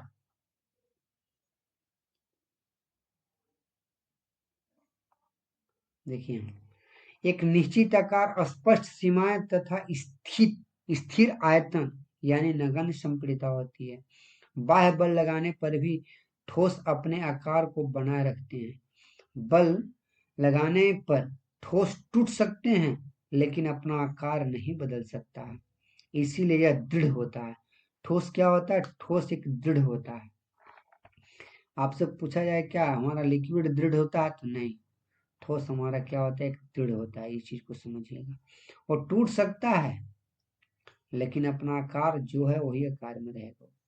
टूट के भले ही छोटे छोटे आकार में हो जाएगा लेकिन वो आकार वही रहेगा, वही चीज को कहलाएगा वो किसी चीज को और उसमें समावेशित नहीं कर सकता है। ये कहता है निम्नलिखित पर विचार कीजिए, रबर बैंड को क्या माना जाएगा? एक खींचकर इसकी आकार बदला जा सकता है, क्या ये ठोस है? बिल्कुल। ठोस होने का कारण क्या है कि जैसे इसको खींच कर अपने आप से बल लगाकर इसको तो अलग कर सकते हैं ना, बड़ा कर सकते हैं, लेकिन जैसे ही छोड़िएगा तो अपने मूल अवस्था में आ जाती है, अतः हम उसको ठोस कर सकते हैं। प्रहार करके उसको हम दूसरे रूप में ला सकते हैं, लेकिन पुनः छोड़ने के बाद अपने स्वतः अपनी अवस्था मूल अवस्था में आ जाता है, अतः यह पदार्थ का ठोस अवस्था का गुण है। विभिन्न आकार के बर्तनों में रखने पर चीनी और नमक उन्हीं बर्तन के आकार का ले लेता है, क्या ये ठोस है? हाँ, ये बिल्कुल ठोस है, क्योंकि इसका जो क्रिस्टल के आकार चेंज नहीं हो पाता है। भलाई छोटे छोटे कण होते हैं जो मैनेज कर लेते हैं, वो अपने आप से एडजस्ट हो जाते हैं, बट होता क्या वहां पर कि छोटे छोटे क्रिस्टल होने के चलते वो अपने आप से समावेशित हो जाते हैं, लेकिन वो अपना रंग चेंज नहीं करते हैं। स्पंज क्या है? यह ठोस है लेकिन फिर भी इसका संपीड़न संभव है। हाँ, हमारा स्पंज होती है तो उसमें एयर भरे हुए रहते हैं, जैसे उसको गाड़िएगा तो उसमें से जितने एयर है बाहर निकलेगा और रस बाहर निकल जाएगा। तो भी हमारा क्या है, जैसे छोड़िएगा तो खुद अपने अपने आकार में आ जाता है, तो भी हमारा ठोस है। ये सभी ठोस ही हैं। देखिए यहाँ पर, देखिए आपको लास्ट में देखिए बता दिया जा रहा है। यहाँ से देखिए स्पंज वाला कभी क्वेश्चन पूछ दिया जाता है, इस चीज को याद रखिएगा। जो स्पंज जो दिया जा रहा है यहाँ, यहाँ से देखिए क्वेश्चन पूछे जाते हैं, इस चीज को समझ जाइएगा। ये सभी ठोस ही हैं क्योंकि बाह्य बल लगाए जाने पर यह रबड़ बैंड का आकार बदल जाता है। बल हटाने पर वह पुनः अपने मूल आकार में आ जाता है। अत्यधिक बल लगाने पर वह टूट सकता है लेकिन अपने आकार को चेंज नहीं कर सकता, अतः हमारा ठोस ही होगा। चाहे वह शर्करा का नमक ही अपने हाथ में ले या किसी प्लेट या जार में रखी, इसके क्रिस्टलों का आकार नहीं बदलते हैं। आप हाथ में लीजिए तो क्रिस्टल के आकार जो छोटे छोटे वही रहेगा। आप बर्तन में रखिए तो उसके क्रिस्टल का आकार भी वैसे ही रहेगा, उसके आकार में कोई परिवर्तन नहीं होगा। तो वो समझ जाए कि वो हमारा ठोस है। वो ठोस का एक गुण होता है, मौलिक गुण होता है कि वो अपना आकार को नहीं बदलता है। स्पंज में बहुत छोटे छिद्र होते हैं जिनमें वायु का समावेश होता है। जब हम उसे दबाते हैं तो वे वायु बाहर निकलते हैं, जिससे हम इसका संपीड़न संभव होता है। यानी उसमें संपीड़न की संभव, जैसे उसको दबाते हैं तो उसमें से एयर बाहर निकल जाता है, जैसे छोड़ते हैं तो उसके संपीड़न के कारण हमारा एयर अंदर चला जाता है। तो अतः हमारा ये चीज जो तीनों चीज हमारा क्या था? ठोस है। देखिए जहां जहां से क्वेश्चन पूछे जा रहे हैं उस क्वेश्चन को हम डिटेल से आपको बता दे रहे हैं। अब बाकी इसमें जितने जो एक्सपेरिमेंट उस एक्सपेरिमेंट को करने का प्रयास करें आप। देखिए क्रियाकलाप नंबर देखिए 1.1 में दिए, निम्नलिखित वस्तुओं को एकत्रित करें। जल, खाना पकाने का तेल, दूध, जूस, शीतल पेय। देखिए सब अलग अलग है। तो यहाँ पे सब देखिए इसमें ठोस भी, द्रव और गैस सभी चीज इसमें है। विभिन्न आकार के बर्तन प्रयोगशाला में एक मापक सिलेंडर की सहायता से इसे बर्तनों में 50 ml तक निशान लगा लें। देखिए सब एक्सपेरिमेंट एक्सपेरिमेंट करके देखिए। एक्सपेरिमेंट करने के बाद आपको बहुत सारा चीज पता चल पाएगा। कह रहा है कि प्रेक्षण से हमें पता चलता है कि द्रव का आकार नहीं बदल सॉरी प्रेक्षण से हमें पता चलता है कि द्रव का आकार नहीं, लेकिन आयतन निश्चित होता है। अच्छा अच्छा अच्छा, सॉरी। ये देखिए क्या कह रहा है कि प्रेक्षण, ये जो जितने भी एक्सपेरिमेंट करके आप देखिएगा, एक्सपेरिमेंट करने के बाद ये पता चलेगा कि जो द्रव है, द्रव का आकार तो बदल सकता है। अगर द्रव को मान चलिए कि अगर बर्तन में रखते हैं, बर्तन को जैसे चेंज किए तो उसकी आकार चेंज हो सकता है, बट उसकी आयतन निश्चित होता है, आयतन उसका चेंज नहीं होता है। ये चीज याद रखिए, द्रव का आकार नहीं लेकिन उसकी आयतन निश्चित होता है ना। जिस बर्तन में उन्हें रख दिया जाता है तो ये उसी के आकार ले लेता है। द्रव में बहाव होता है, याद रखिए, ये याद रखिए, द्रव में क्या होता है, बहाव की गति होती है, द्रव में बहाव की गुण होता है, द्रव में बहाव होता है और इसका आकार बदलता है, इसीलिए यह दृढ़ नहीं होता है, लेकिन यह तरल होता है। क्या होता है, द्रव में बहाव की गति होती है और इसका आकार बदलता है, इसीलिए यह दृढ़ नहीं, लेकिन यह तरल है। फिर आगे देखिए, इसमें दिया हुआ है कि क्रियाकलाप नंबर 1.4 1.5 के संदर्भ में हमने देखा कि ठोस और द्रव का विस्तरण द्रव में संभव है। हाँ बिल्कुल, ठोस का ठोस और द्रव का विस्तरण संभव है, एक दूसरे को भूल जाता है। जैसे कि आपको बताया गया था कि पानी जो है, पानी हमारा क्या है, द्रव है, लेकिन उसमें डाला गया जो हमारा क्रिस्टल जो है, चीनी का जो क्रिस्टल है वो ठोस है, एक दूसरे के बीच में घुल जाते हैं तो विस्तृत हो जाता है, विसरण की दर उसमें हो जाती है वहाँ। तो ये बता रहे हैं कि संभव, हमने देखा कि ठोस और द्रव का विस्तरण द्रव में संभव है, ठोस और द्रव का विस्तरण द्रव में संभव है। वातावरण की गैस विसरित होकर जल में घुल जाती है। ये गैस विशेषतः ऑक्सीजन एवं कार्बन डाइऑक्साइड जलीय जंतुओं तथा पौधे के लिए एक अनिवार्य चीज है। देखिए यहाँ से भी समझिएगा, ये बहुत इंपॉर्टेंट चीज है। देखिए यहाँ से क्वेश्चन आपको बन सकता है, ठोस द्रव का विस्तरण द्रव में संभव है। यहाँ पे देखिए चीज को समझिएगा, दिया हुआ है यहाँ पर कि वातावरण की गैस विसरित होकर जल में घुल जाती है। अगर मान चलिए वातावरण से अगर गैस हमारा द्रव में विस्तृत है, लेकिन द्रव एक ऐसा चीज जिसमें सब चीज विस्तृत है, गैस भी विस्तृत है, ठोस भी विस्तृत है, तो द्रव एक अलग ही चीज है जिसमें सारा चीज को गुलाने की क्षमता होती है। तो देखिए द्रव द्रव में क्या हो कि ऑक्सीजन मिले हुए रहते, वातावरण में जो भी गैसेस मौजूद रहती है सो उसमें मिले हुए रहते हैं, जिसके कारण ऑक्सीजन तथा कार्बन डाइऑक्साइड जलीय जंतुओं तथा पौधे के लिए अनिवार्य होता है। ये सब क्या होता है कि हमारा जल में घुले रहते हैं, जिसके कारण जलीय जीव हमारा स्वस्थ रहते हैं, ऑक्सीजन लेते रहते हैं। सभी जीवधारी अपने जीवन निर्वाह के लिए श्वास लेते हैं, यानी सांस लेते हैं। जलीय जंतु जल में घुली ऑक्सीजन के कारण सांस लेते हैं। इस तरह से हम इस निष्कर्ष तक पहुंच सकते हैं कि द्रव में ठोस, द्रव और गैस तीनों का विस्तृत संभव है। देखिए याद रखिएगा, क्या चीज है, द्रव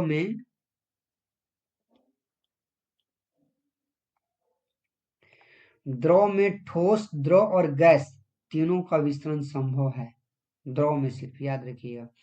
ठोस की अपेक्षा द्रव में विस्तरण की दर अत्यधिक होती है, ठोस में भी विस्तरण होती है लेकिन सबसे ज्यादा द्रव में संभव होती है। ऐसा इसलिए क्योंकि द्रव अवस्था में पदार्थों का कण स्वतंत्र रूप से गति करते रहते हैं और ठोस की अपेक्षा द्रव में कणों की रिक्त स्थान भी अधिक होता है, जिसके कारण वह घुल जाता है।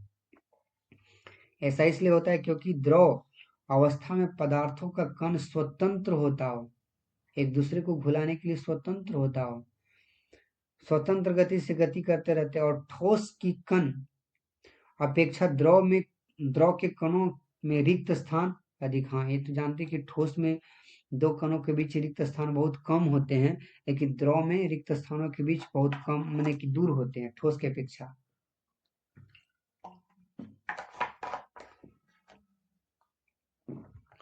हम लोग देख सकते हैं कि ठोस के जो भी मॉलिक्यूल्स, जो कण होते हैं, बहुत पास पास होते हैं, लेकिन द्रव में उसके अपेक्षा दूर दूर होते हैं, और सबसे ज्यादा दूर दूर मॉलिक्यूल्स कण हमारा गैस का होता है, याद रखिएगा।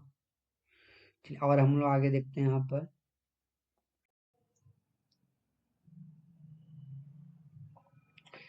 अब देखते हैं हम लोग गैसीय अवस्था। आखिर गैसीय अवस्था होता क्या है? साइंस में हम लोग पहले पढ़ लिए ठोस, द्रव और गैस।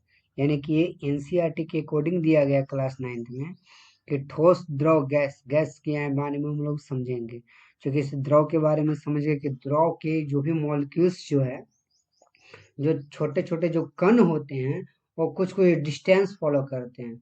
बट गैस का अगर गैसीय अवस्था में देखेंगे तो इसका भी जो भी मॉलिक्यूल्स जो रहेगा वो भी डिस्टेंस फॉलो कर पाएगा।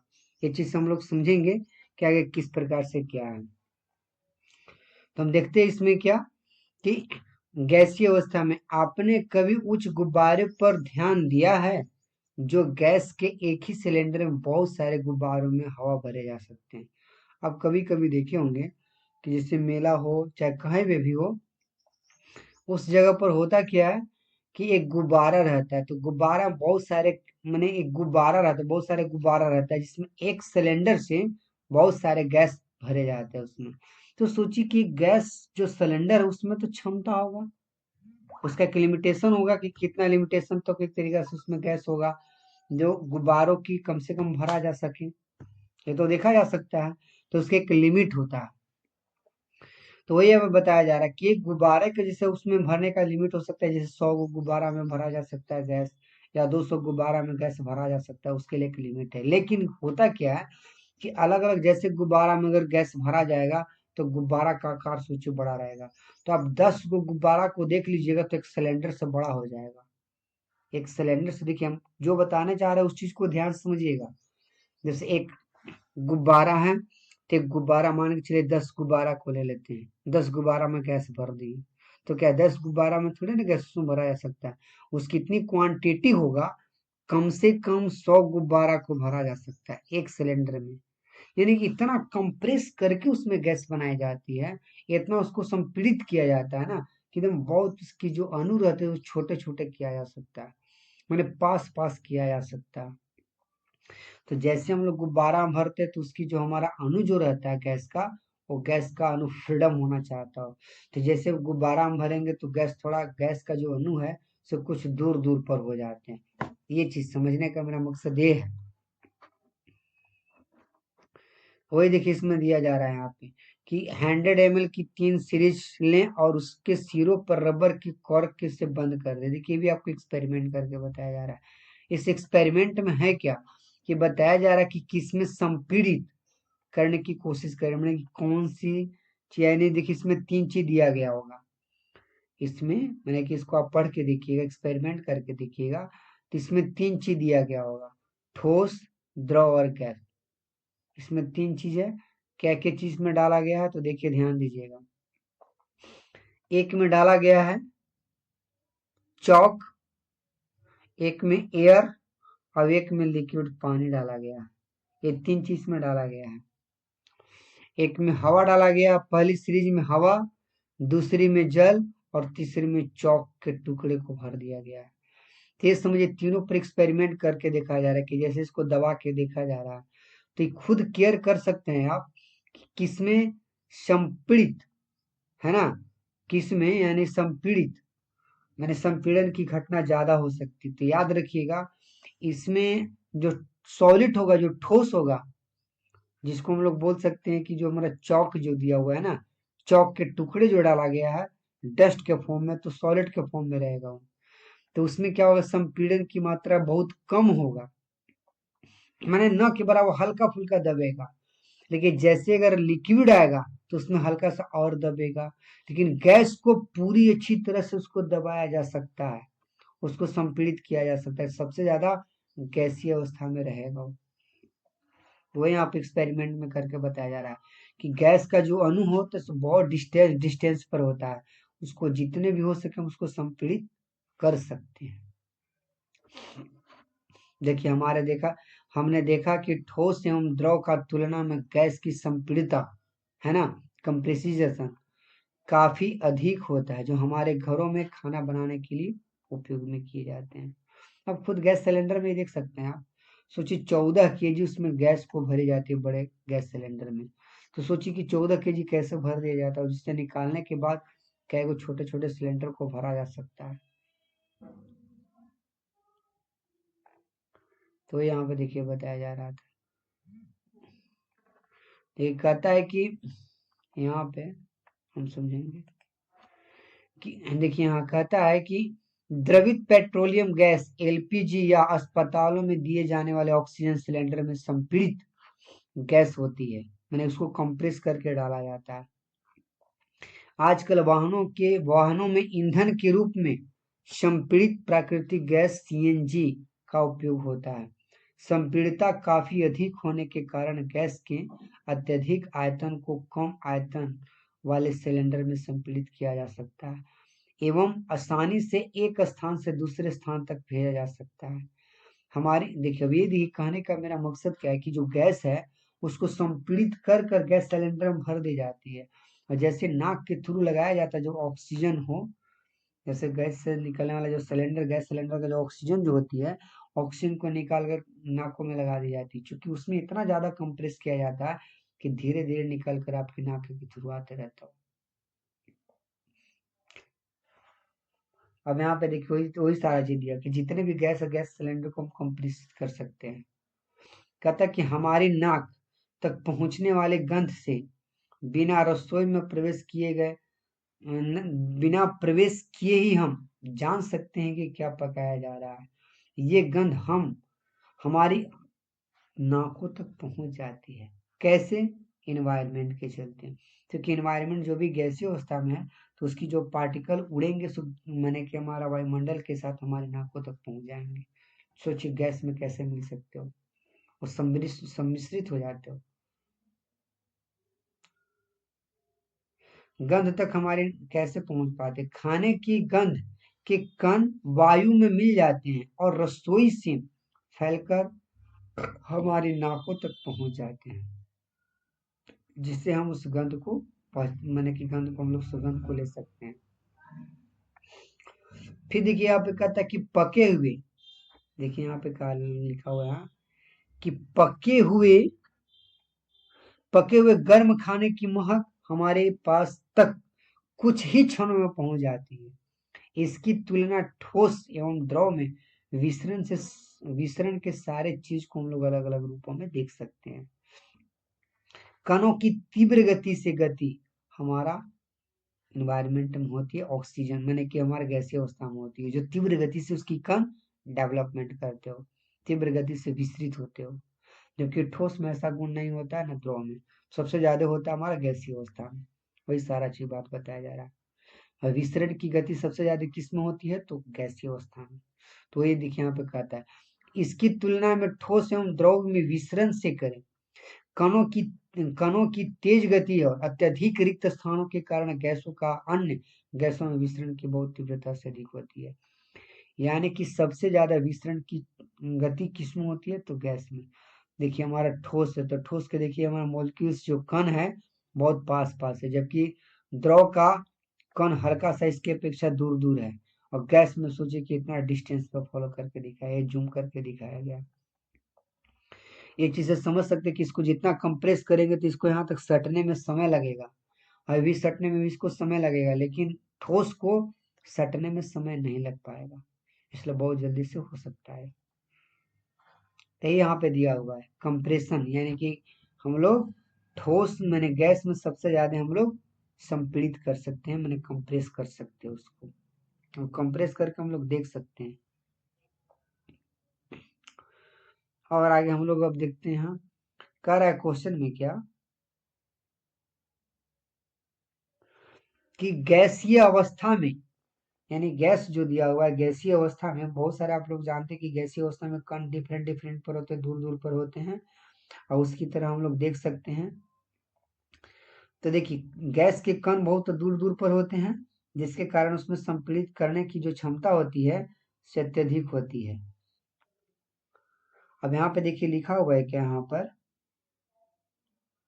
कि गैसीय अवस्था में कणों की गति अनियमित होती है।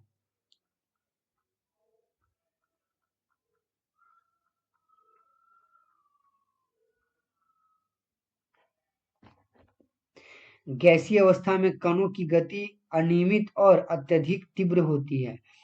इस अनियमित गति के कारण ये कण आपस में एक बर्तन की दीवारों से टकराते रहते। देखिए यहाँ पे समझिएगा क्या लिखा हुआ है, ये स्टेटमेंट देखिएगा, ध्यान समझिएगा कि खुद यहाँ पे देखिए लिखा हुआ है कि देखिए याद रखिए एलपीजी जो है हमारे बहुत मोस्ट इम्पोर्टेंट है। सबसे ज्यादा संपीड़न की चीज कहाँ पर होती है, तो याद रखिएगा द्रव की अवस्था, यानी कि यहाँ से देखिए चीज। अब यहाँ पे देखिए कहता है कि गैसीय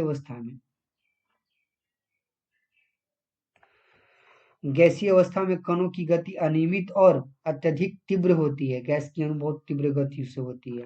इस अनियमित गति के कारण ये कण आपस में एक बर्तन की दीवारों से टकराते हैं, यानी कि दूर दूर रहते तो एक दूसरे से टकराते हो।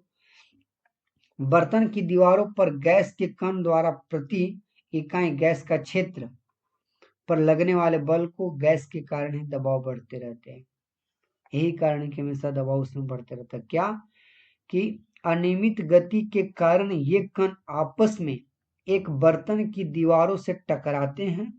बर्तन की दीवारों पर गैस कणों द्वारा प्रति इकाई क्षेत्र पर लगे बल के कारण गैस का दबाव बनता है, जिसके कारण गैस में निकलना प्रारंभ हो जाता है। यानी कि जैसे गैस सिलेंडर है, उसमें 100 ग्राम भी गैस रहेगा तो गैस बाहर निकलने का प्रयास करता है। क्यों?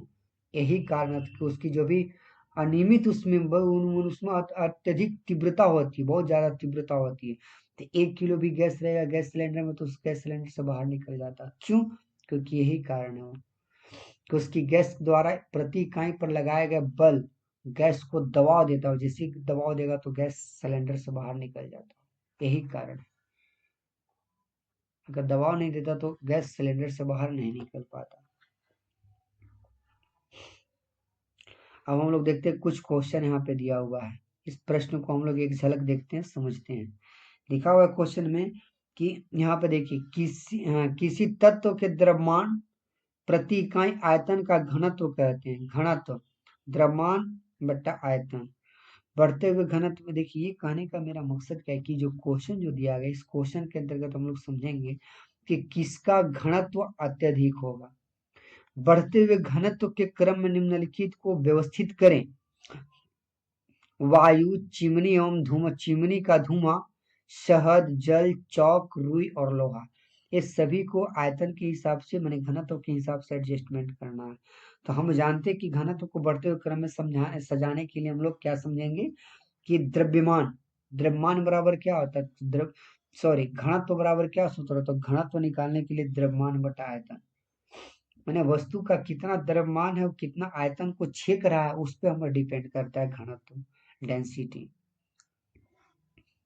Density equal to mass upon volume, ये फॉर्मूला होती है। तो हम इसमें देखते हैं कि पदार्थों को कम से कम अधिक घनत्व को रखे, देख सकते हैं हम लोग। तो सबसे फर्स्ट में हो जाएगा, है ना, सबसे फर्स्ट यानी कि वायु का घनत्व जो है ना वो बहुत कम होती है। वायु का घनत्व, उससे ज्यादा घनत्व किसका होता है, चिमनी का धुआं का। उससे ज्यादा घनत्व जल का, जल से ज्यादा घनत्व शहद का, शहद से ज्यादा घनत्व चौक का, चौक से ज्यादा घनत्व रुई का, रुई से ज्यादा घनत्व लोहा का। यानी सबसे ज्यादा घनत्व इसमें लोहा का होगा और सबसे कम घनत्व होगा वायु का। अब हम इसको दूसरे रूप में समझने का प्रयास करते हैं। वायु सबसे कम घनत्व गैसीय है, क्योंकि गैस का बहुत कम घनत्व होती है, तो आप लोग को मालूम ही है जो सबसे कम घनत्व होती है। धुआं वायु से थोड़ा अधिक होता है। क्यों? क्योंकि वायु देखिए ऑक्सीजन क्या है कि हमारा गैस जो है, गैस हमारा ट्रांसपेरेंट होती है। कितना स्पेस को लिया ये आप लोग को देख नहीं सकते, लेकिन जैसे हम लोग के पास धुआं आता है तो धुआं धुआं का पार्टिकल थोड़ा गैस की अपेक्षा कम माने नजदीक नजदीक होते हैं, तो उसका क्या होगा, उसका घनत्व जो है सब बढ़ जाएगा।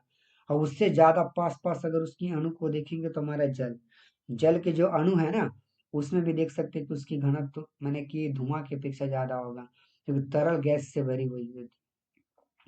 शहद जल से ज्यादा घना होता है। क्यों?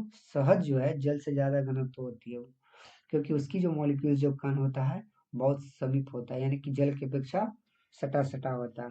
चौक को उससे ज्यादा होता है सटा सटा। और जो इसमें देखिए दिखाई दे रहा है सिर्फ क्या मॉलिक्यूल्स कण के ऊपर डिपेंड होती है।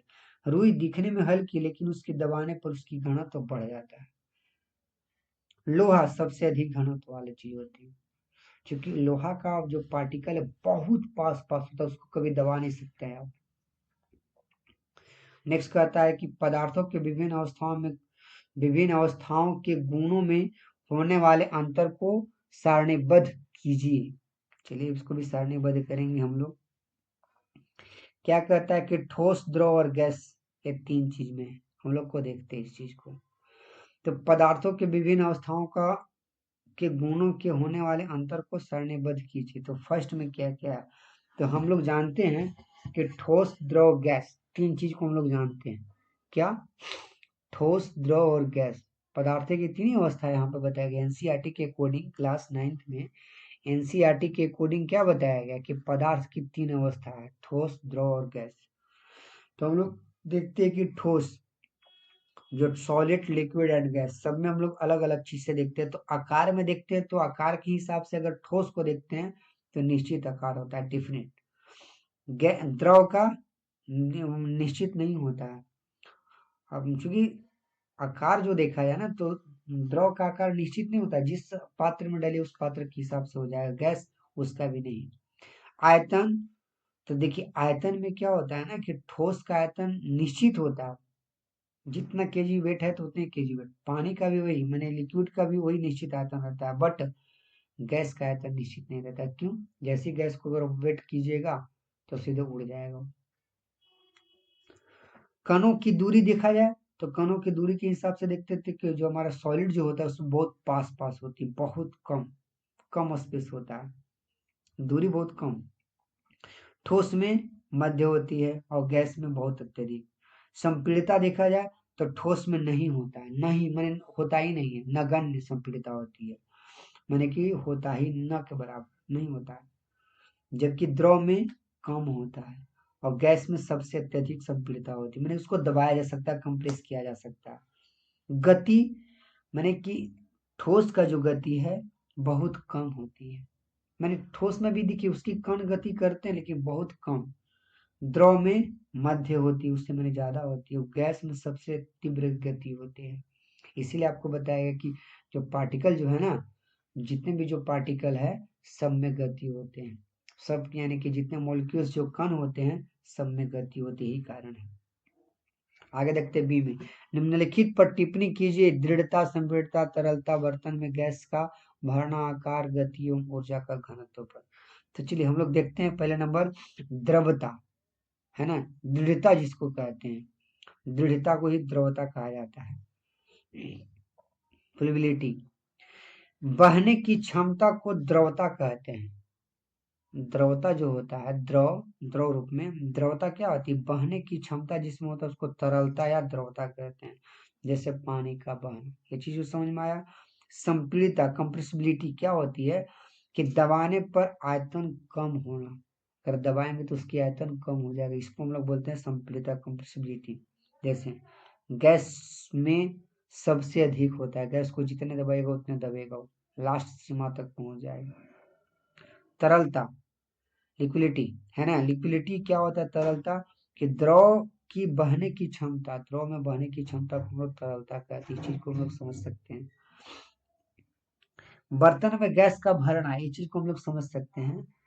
बर्तन में गैस का भरना यानी गैस पूरे बर्तन में फैल जाती है, गैस को सिलेंडर को भरिएगा तो पूरे बर्तन में फैल जाती है। आकार, शेप, शेप देखा जाए तो ठोस का शेप निश्चित होता है, द्रव का शेप अनिश्चित होता है, निश्चित नहीं होता है। गतिज ऊर्जा में देखते हैं काइनेटिक एनर्जी में, तो कणों की गतिज ऊर्जा होती है और सबसे अत्यधिक गैस में होती है। डेंसिटी अगर देखा जाए तो द्रव बटा आयतन, ये सॉरी द्रव्यमान बटा आयतन फॉर्मूला होती है। क्वेश्चन नंबर 3, कारण बताएं। कारण बताएं यानी कि क्या कहता है यहाँ कि गैस पूरी तरह उस बर्तन को भर देती है जिसमें इसे रखते हैं। बिल्कुल सही है। गैस पूरी तरह बर्तन को क्यों भर देती है? कारण इसका है क्योंकि गैस के कण बहुत दूर दूर होते हैं और तेजी से वह तेजी से हर दिशा में चलते हैं, जिसके कारण वो भर जाता हो। ये याद रखिएगा। फिर कहता है नेक्स्ट, गैस बर्तन की दीवारों पर दबाव डालती है। बिल्कुल दबाव डालती है। अगर दबाव नहीं डालती तो एक बड़ा सिलेंडर में अगर 1 kg भी अगर गैस है तो उसको खड़ा करके रखिए तो नीचे वाला जो भी गैस रहेगा उसको ऊपर निकालने का प्रयास करता है। क्यों? क्योंकि एक कण दूसरे कण से टकराता हो, उसकी सतह से टकरा कर निकलने का प्रयास करता हो। ऐसा गुण गैस में पाया जाता है। गैस की दीवारों पर दबाव क्यों पड़ डालती है? कण लगातार टकराते रहते हैं, क्योंकि उसमें में से गति में रहता है। सबसे ज्यादा गति किस में होती है? तो गैस में होती है, जिसके कारण टकराते रहता है। टकराने के कारण ही है कि वो बाहर निकलने का प्रयास करता है, दबाव डालती है और दबाव डालकर बाहर निकलने का प्रयास करता है।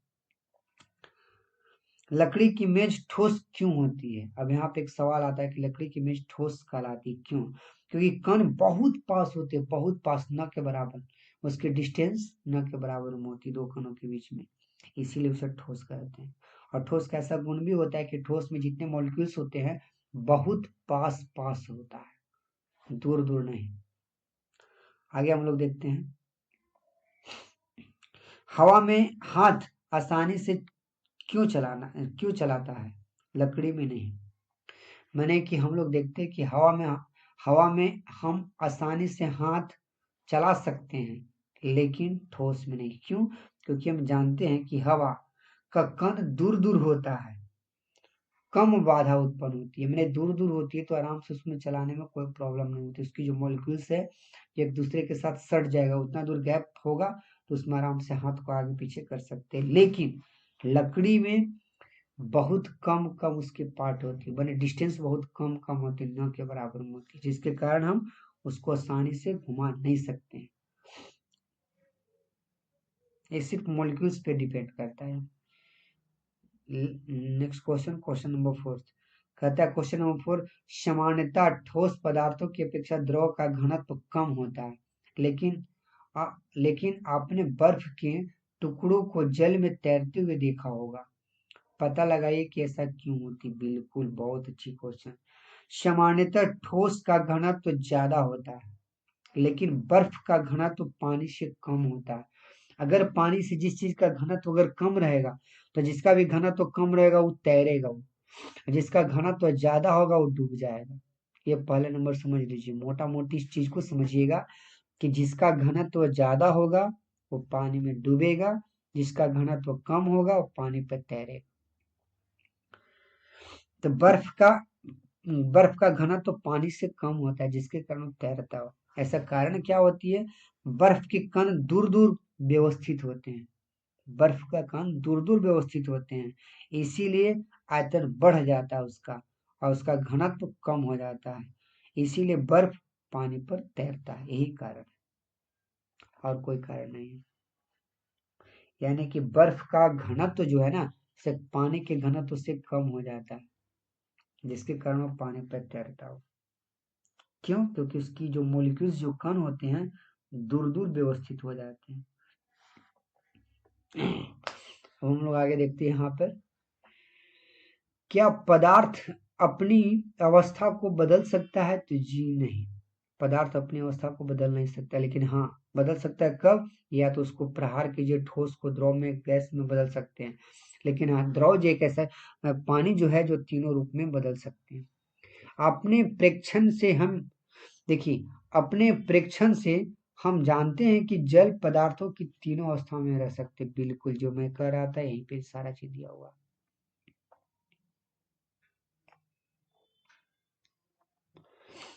ठोस जैसे बर्फ, द्रव जैसे जल एवं गैस जैसे वाष्प, जल वाष्प। अवस्था बदलने के दौरान पदार्थों के अंदर क्या होता है? अवस्था में परिवर्तन से पदार्थों के कणों पर क्या प्रभाव पड़ता है? क्या हमें इन प्रश्नों का उत्तर नहीं खोजना चाहिए? बिल्कुल खोजना चाहिए। हम जानते हैं यहाँ पर ये मोस्ट इंपोर्टेंट चीज दिया हुआ है। क्या दिया हुआ है इसको ध्यान से पहले हम लोग समझेंगे। क्या चीज दिया हुआ उस चीज को पहले ध्यान से समझिए, इसके बाद बताने का प्रयास कीजिए। क्या क्या अवस्था बदलने के दौरान पदार्थ के अंदर क्या होता है?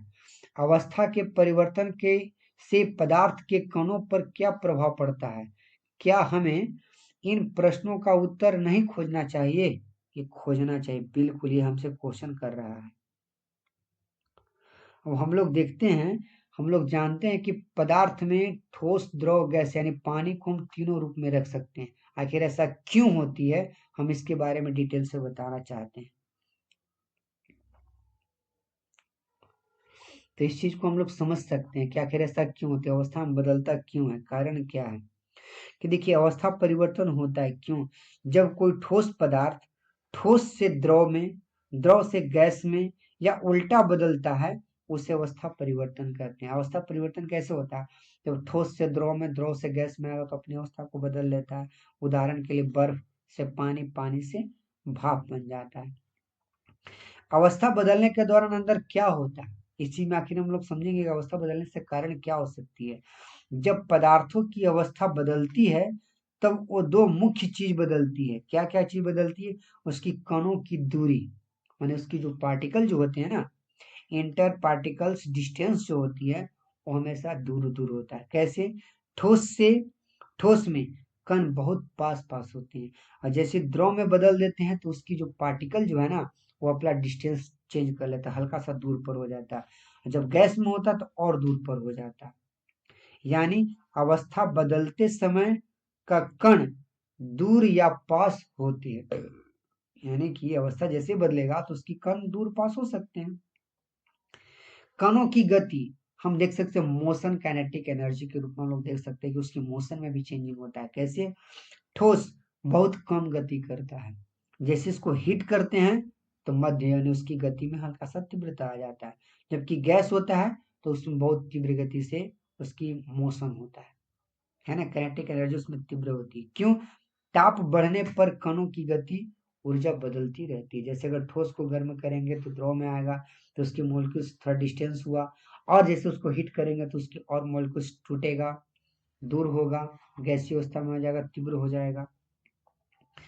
ताप देने पर क्या होता है, अगर हम इसको ताप देंगे तो क्या क्या डिफरेंट हो सकता है, कि जब हम पदार्थों में गर्मी हीट देते हैं तो कण में एक ऊर्जा उत्पन्न होती है, इसमें गतिज ऊर्जा उत्पन्न होती है, तेजी से हिलने लगते हैं, आपस का आकर्षण बल कम हो जाता है, यानी कि उसको टूटने की क्षमता ज्यादा हो जाती है।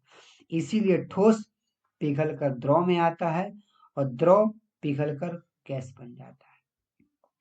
अगर अवस्था परिवर्तन के समय हम ताप पर क्यों दबाव नहीं डालते हैं, क्यों नहीं डालते हैं, कि यह बहुत इंपॉर्टेंट कॉन्सेप्ट होना चाहिए कि गुप्त ऊष्मा है ना, लेटेंस हीट। इसमें क्या, गुप्त ऊष्मा क्या होता है, कि जब पदार्थ पिघलता है या उबलता है तो दी गई ऊष्मा का ताप बढ़ाने में नहीं जाती है। क्या होती है, कि जब पदार्थ पिघलता है या उबलता है तो दी गई ऊष्मा ताप बढ़ने में नहीं जाती है, बल्कि कणों को अलग करने में उसकी एनर्जी को लगता है। इसीलिए ताप कुछ समय तक स्थिर रहता है। क्यों, कारण क्या है, कि जब पदार्थ पिघलता है या उबलता है तो दी गई ऊष्मा ताप बढ़ाने में, यानी बढ़ाने में नहीं जाती है। क्यों, ताप उसको नहीं बढ़ पाएगा, जो भी उसकी जो टेम्परेचर कांस्टेंट हो जाता है, जबकि बल्कि कणों को अलग करने में भी उसकी लगती है वहां, इसीलिए उसकी ताप स्थिर हो जाता है, जितना तक होना चाहिए उतना तक हो सकता है।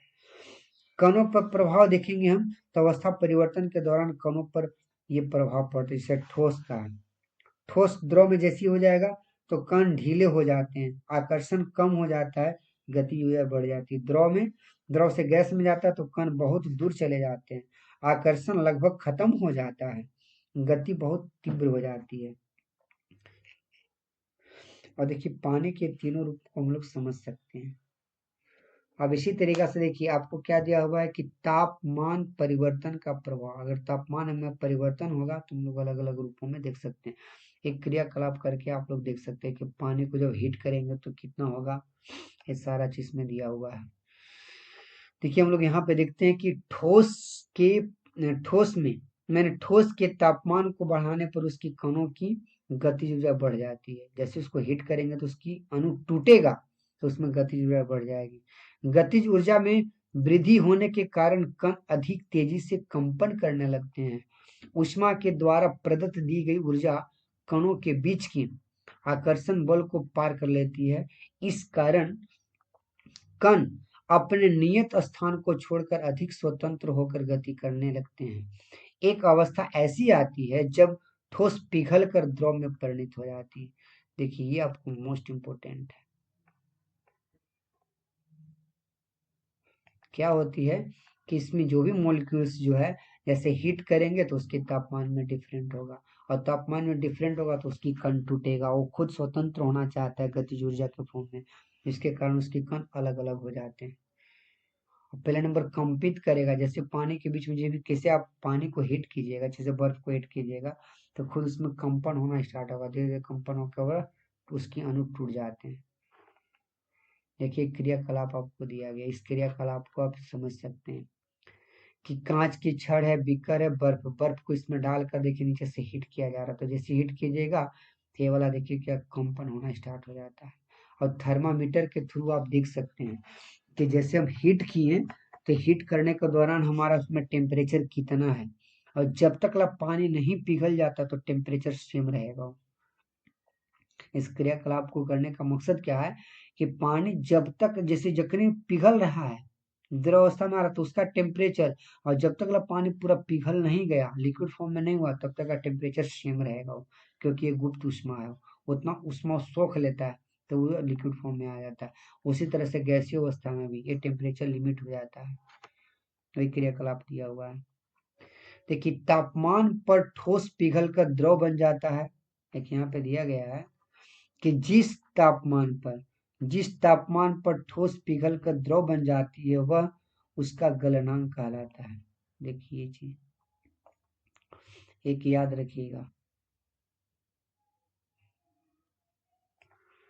कि तापमान पर माने कि जिस तापमान पर कोई ठोस पदार्थ पिघल कर द्रव अवस्था में आ जाता है उसलिए उस चीज का माने गलनांक कहलाता है।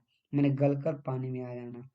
किसी ठोस का गलनांक उसके कणों के बीच की आकर्षण बल के समानार्थी को दर्शाता है। ये भी देखिए इंपॉर्टेंट चीज, इस चीज को आप याद रखिए।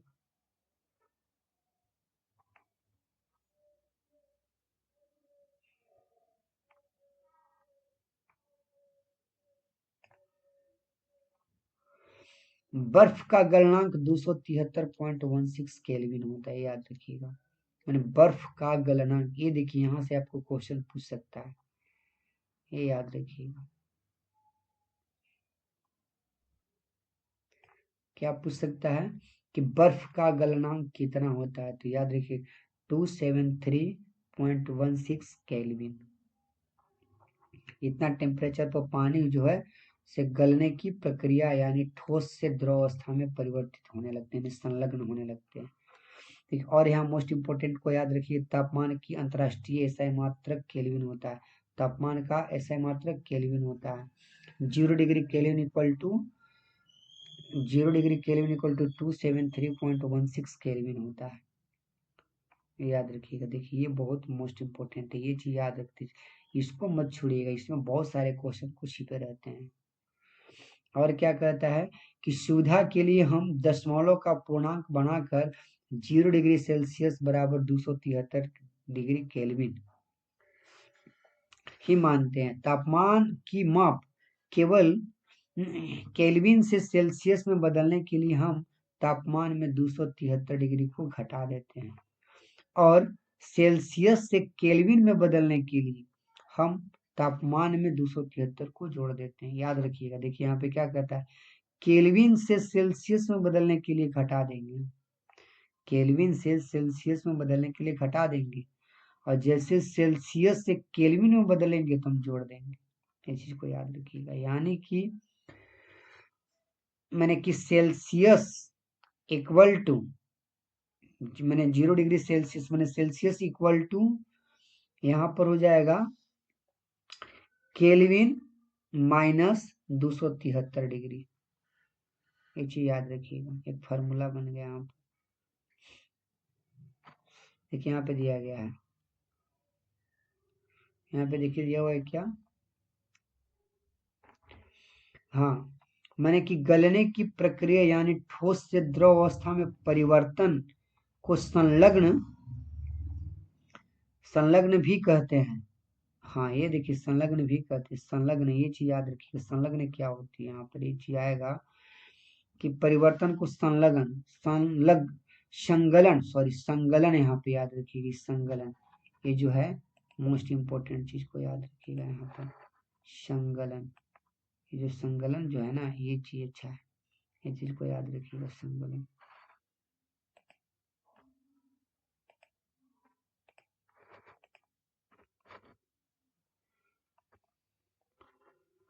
किसी ठोस, देखिए यहाँ पे दिया हुआ है क्या, किसी ठोस के गलने की प्रक्रिया में तापमान समान रहता है, ऐसे ऐसे में ऊष्मीय ऊर्जा कहाँ जाती है।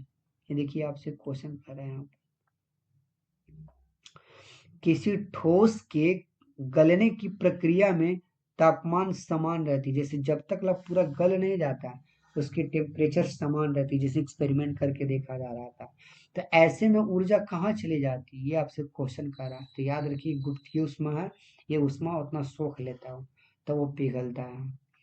तो गलने के प्रयोग में प्रक्रिया के दौरान आपने ध्यान दिया होगा कि गलनांक पर पहुंचने के बाद जब तक संपूर्ण बर्फ पिघल नहीं जाती तापमान नहीं बदलता है। क्या कहता है यहाँ, फिर समझिएगा। गलने के प्रयोग की प्रक्रिया के दौरान आपने ध्यान दिया होगा कि गलनांक पर पहुंचने के बाद जब तक संपूर्ण बर्फ पिघल नहीं जाती तापमान नहीं बदलता है। बीकर को ऊष्मा प्रदान करने के बावजूद भी ऐसे ही होती है। कणों में कणों के पारस्परिक आकर्षण बल को वशीभूत करके पदार्थों की अवस्था को बदलने में उस इस ऊष्मा का उपयोग होता है। चूंकि तापमान में बिना किसी तरह की वृद्धि दर्शाए इन ऊष्मीय ऊर्जा को बर्फ अवशोषित कर लेता है। यानी अगर बर्फ अवशोषित नहीं कर पाएगा तो कैसे पता चल पाएगा। तो जितना हमारा उष्मीय ऊर्जा था तो उस उष्मीय ऊर्जा को बर्फ क्या कर लिया, अवशोषित कर लिया। यह माना जाता है कि यदि बीकर में ली गई सामग्री में छुपी हुई रहती है जो गुप्त ऊष्मा, जो जिसको गुप्त ऊष्मा कहते हैं, यहाँ गुप्त ऊष्मा अभिप्राय छुपी हुई रहती है। वायुमंडलीय दाब 1 kg ठोस को उसके गलनांक पर, माने गलनांक जो होती है, गलनांक पर द्रव में बदलने के लिए जितनी उष्मीय ऊर्जा की आवश्यकता होती है उसे संलग्न की प्रस्तुति ऊष्मा कहते हैं। यानी कि देखिए प्रस्तुति ऊष्मा, ये याद रखिए। यहाँ से एक चीज सवाल आता है, यहाँ पर इस चीज को समझिएगा। यहाँ से लेके क्वेश्चन पूछ देगा कि वायुमंडलीय दाब पर 1 kg ठोस को उसके गलनांक पर द्रव में बदलने के लिए जितनी ऊष्मीय ऊर्जा की आवश्यकता होती है उसे संगलन की प्रस्तुत ऊष्मा कहते हैं। संगलन की प्रस्तुत ऊष्मा किसे कहते हैं, तो 1 kg ठोस को पिघलने में जितना ऊष्मा लगती है, मैंने जितना मैंने द्रव में बदलने के लिए जितनी ऊष्मा ऊर्जा खपत होती है, आवश्यकता होती है, उस ऊष्मा को संगलन की प्रस्तुति ऊष्मा कहते हैं। याद रखिएगा। अर्थात 0 degree Celsius equal to 273 degree kelvin पर जल के कणों की ऊर्जा उसी तापमान पर बर्फ के कणों की ऊर्जा की अत्यधिक होती है। ये याद रखिएगा। यहाँ पर ये चीज जो आपको दिखाई दे रहा है यहाँ पर, इस चीज को भी समझिएगा। यहाँ पे जो दिया गया है,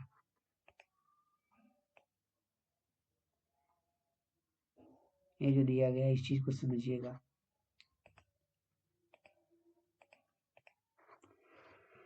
0 डिग्री सेल्सियस 273 केल्विन पर जल के कणों की गतिज ऊर्जा उसी तापमान पर बर्फ के कणों की ऊर्जा से अत्यधिक होती है, जिसके कारण वो पिघल जाता है। और आगे देखते हैं हम लोग। देखिए यहाँ पर कहता है जब हम जल को ऊष्मीय ऊर्जा देते हैं तो कण अत्यधिक तेजी से गति करने लगते। एक निश्चित तापमान पर पहुंचकर कणों में इतनी गति ऊर्जा आ जाती है कि वे परस्पर आकर्षण बल को तोड़कर स्वतंत्र हो जाते हैं। इस तापमान पर द्रव गैस में बदलना शुरू हो जाता है। वायुमंडलीय दाब पर वह तापमान जिस पर द्रव उबलने लगता है उसे उसका क्वथनांक कहते हैं। ये याद रखिएगा। देखिए यहाँ पे, देखिए यहाँ पे दिया हुआ है क्या, कि वह तापमान, यहाँ समझिएगा, वह तापमान जिस पर द्रव उबलने लगता है उसे उसका क्वथनांक कहते हैं। क्वथनांक कहने का मतलब द्रव अवस्था से गैसीय अवस्था में आ जाता है। क्वथनांक समिष्ट गुण है। द्रव के सभी कणों को इतनी ऊर्जा मिल जाती है कि वे वाष्प में बदल जाते हैं, वाष्प में बदलने का प्रयास करते हैं, वाष्प में बदल जाते हैं। जल के लिए यह तापमान 273 केल्विन यानी कि 373 kelvin 100 degree Celsius equal to 373 kelvin, यानी कि इतना जो रहेगा ना, इतना पर पानी उबलना प्रारंभ हो जाएगा। याद रखिए, ये इतना डिग्री पर जो है सो पानी उबलना प्रारंभ हो जाएगा।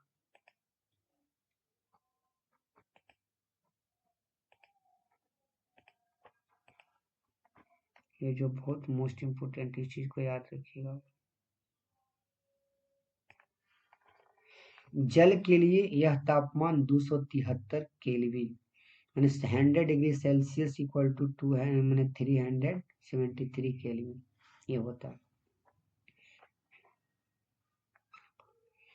क्या आप वाष्पीकरण के गुप्त ऊष्मा को परिभाषित कर सकते हैं? इसे उसी तरह परिभाषा दी जा सकती है जैसे कि हमने संगलन की प्रस्तुत ऊष्मा को परिभाषित किया, यानी कि 273 kelvin equal to 100 degree Celsius तापमान पर भाप अर्थात वाष्प में परिवर्तित हो जाता है।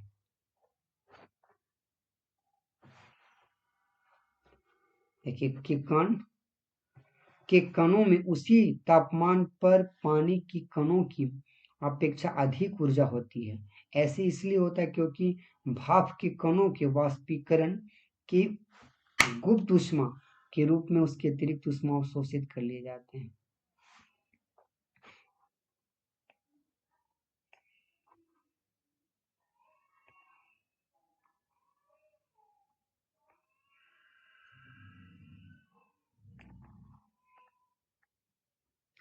तो याद रखिए, ठोस से द्रव अवस्था में आएगा तो इसके लिए उष्मा देंगे, गर्मी करेंगे, हीट करेंगे तो उसको द्रव अवस्था में आएगा, द्रव से हीट करेंगे तो हमारा गैसीय अवस्था में आएगा।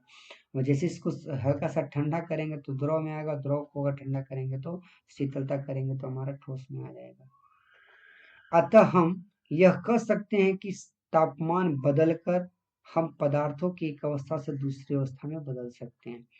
हमने सीखा कि गर्म करने पर पदार्थों की अवस्था बदल जाती है।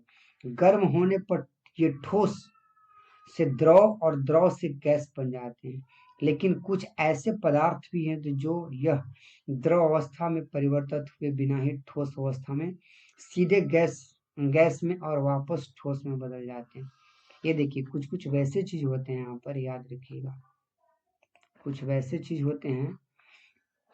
देखिए यहाँ पर मैंने कि कुछ वैसे चीज होते हैं, मैंने सब नहीं होते हैं, सब तीनों रूप में नहीं होते हैं। क्या कह रहा है कि हमने सीखा कि गर्म करने पर पदार्थ की अवस्था बदल जाती है। बिल्कुल, जितने भी हैं सब पार्टिकल टूट जाते हैं, एक रूप से दूसरे रूप में आ जाते हैं। तो गर्म होने पर ये ठोस से द्रव में और द्रव से गैस बन जाते हैं। लेकिन कुछ कुछ वैसे चीज होते हैं, देखिए यहाँ पर बता दिया जा रहा है यहाँ पर, लेकिन कुछ कुछ ऐसी चीज हैं, कुछ कुछ ऐसे चीज हैं यहाँ कि जो सीधे क्या होगा ना, कि ठोस अवस्था से क्या दिया, देखिए कि देखिए क्या कहते हैं, जो द्रव अवस्था में परिवर्तित हुए बिना, अगर द्रव अवस्था में लिक्विड फॉर्म में नहीं आएंगे, हुए बिना ठोस अवस्था से सीधे गैस में और वापस ठोस में बदल जाते हैं, गैस से भी ठोस में बदल जाते हैं। ऐसे प्रक्रिया को हम लोग क्या कहते हैं, उदरोपातन कहते हैं। इस चीज को क्या कहते हैं, इस प्रक्रिया को उदरोपातन कहते हैं। देखिए यहाँ पे दिया होगा, है ना। द्रव अवस्था में परिवर्तित हुए बिना एक ठोस अवस्था से सीधे गैस गैस और वापस ठोस में बदलने की प्रक्रिया को उदरोपातन कहते हैं। देखिए यहाँ पे दिया होगा। ये चीज को समझिएगा। तो इसमें कौन कौन सी चीज होती है जो बिना ठोस से द्रव में बदले हुए ही गैस में बदल जाता है, फिर गैस से सीधे ठोस में आ जाते हैं। तो इसमें याद रखिए कुछ कुछ ऐसे चीज है जिसको हम लोग कपूर कहते हैं, अमोनियम क्लोराइड कहते हैं, ये सब चीज याद रखिएगा यहाँ पर, है ना। ये सब सारा चीज याद रखिएगा जो दिया हुआ देखिए यहाँ पर,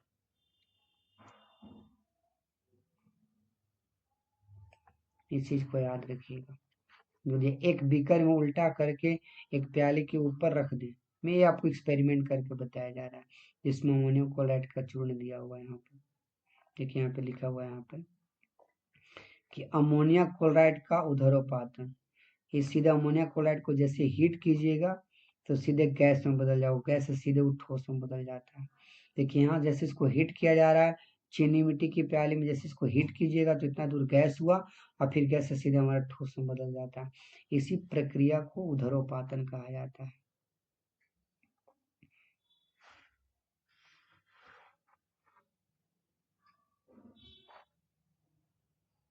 अब आगे देखिए आप, देखिए दाब परिवर्तन का प्रभाव प्रभाव यानी कि दाब परिवर्तन का प्रभाव, हम लोग देख सकते हैं कि दाब परिवर्तन पर प्रभाव क्या पड़ सकते हैं। तो हम जानते हैं कि, देखिए यहाँ पर कहता है कि हम जानते हैं कि घटना कणों माने कि हम जानते हैं कि घटक कणों के बीच की दूरी में अंतर होने के कारण पदार्थों की विभिन्न अवस्थाओं में अंतर होती है। हाँ देखिए, किसी सिलेंडर में भरी गैस पर दाब लगने पर संपीड़न करने पर क्या होगा? क्या इसकी कणों के बीच की दूरी कम हो जाएगी? क्या आपको लगता है कि दाब बढ़ाने या घटाने पर पदार्थों की अवस्था में परिवर्तन हो जाते? तो बिल्कुल सही है। देखिए हमारा एक पिस्टन है, यहाँ पे सिलेंडर है, इसमें देखिए कण है, मॉलिक्यूल्स कण है, गैस का कण। इसको देखिए हल्का सा दबाया, इसको और दबाया, इसको और दबाया, तो जितने दबाएगा तो उसके मॉलिक्यूल्स, उसके कण जो बहुत पास पास हो जाएंगे। सोचिए इससे बहुत ज्यादा स्थिर होती है कि गैस का दबाव सबसे ज्यादा होती है यहाँ पर। अब यहाँ पे देखिए दिया हुआ है क्या कि दाब बढ़ाने पर पदार्थों के कणों की समीप लगाया जा सकता है। दाब के बढ़ने पर तापमान घटने से गैस द्रव में बदल सकते हैं। देखिए ये चीज याद रखिए, क्या दिया हुआ है कि दाब के बढ़ने और तापमान घटने से गैस द्रव में बदल जाता है। अगर हम दाब को बढ़ाएंगे, दाब के बढ़ने, दाब को जैसे उसको प्रेशर दे रहे हैं, दबा रहे हैं, दाब को बढ़ाएंगे और तापमान को घटा देंगे, तापमान को एकदम कम कर देंगे, तो क्या हो जाएगा? वो सीधे लिक्विड फॉर्म में हो जाता है, तो गैस द्रव में बदल जाते हैं। यही कारण है कि आपको गैस में जो गैस सिलेंडर होती है जिसमें एलपीजी, इसी क्रम में किया जाता है, उसको दाब बहुत ज्यादा दिया जाता है, प्रेशर ज्यादा, और उसका टेम्परेचर डाउन कर दिया जाता है, जिसके कारण वो क्या होती है, गैस में लिक्विड फॉर्म में बदल जाती है। क्या आपने ठोस कार्बन डाइऑक्साइड के बारे में सुना है? इसे उच्च दाब पर संग्रहित किया जाता है। जब वायुमंडलीय दाब दाब का माप एक, है ना, एटमॉस्फेरिक एटीएम हो तो ठोस CO2 द्रव अवस्था में आ जाते हैं, बिना सीधे गैस में परिवर्तित हुए बिना वो क्या हो जाते हैं, वहां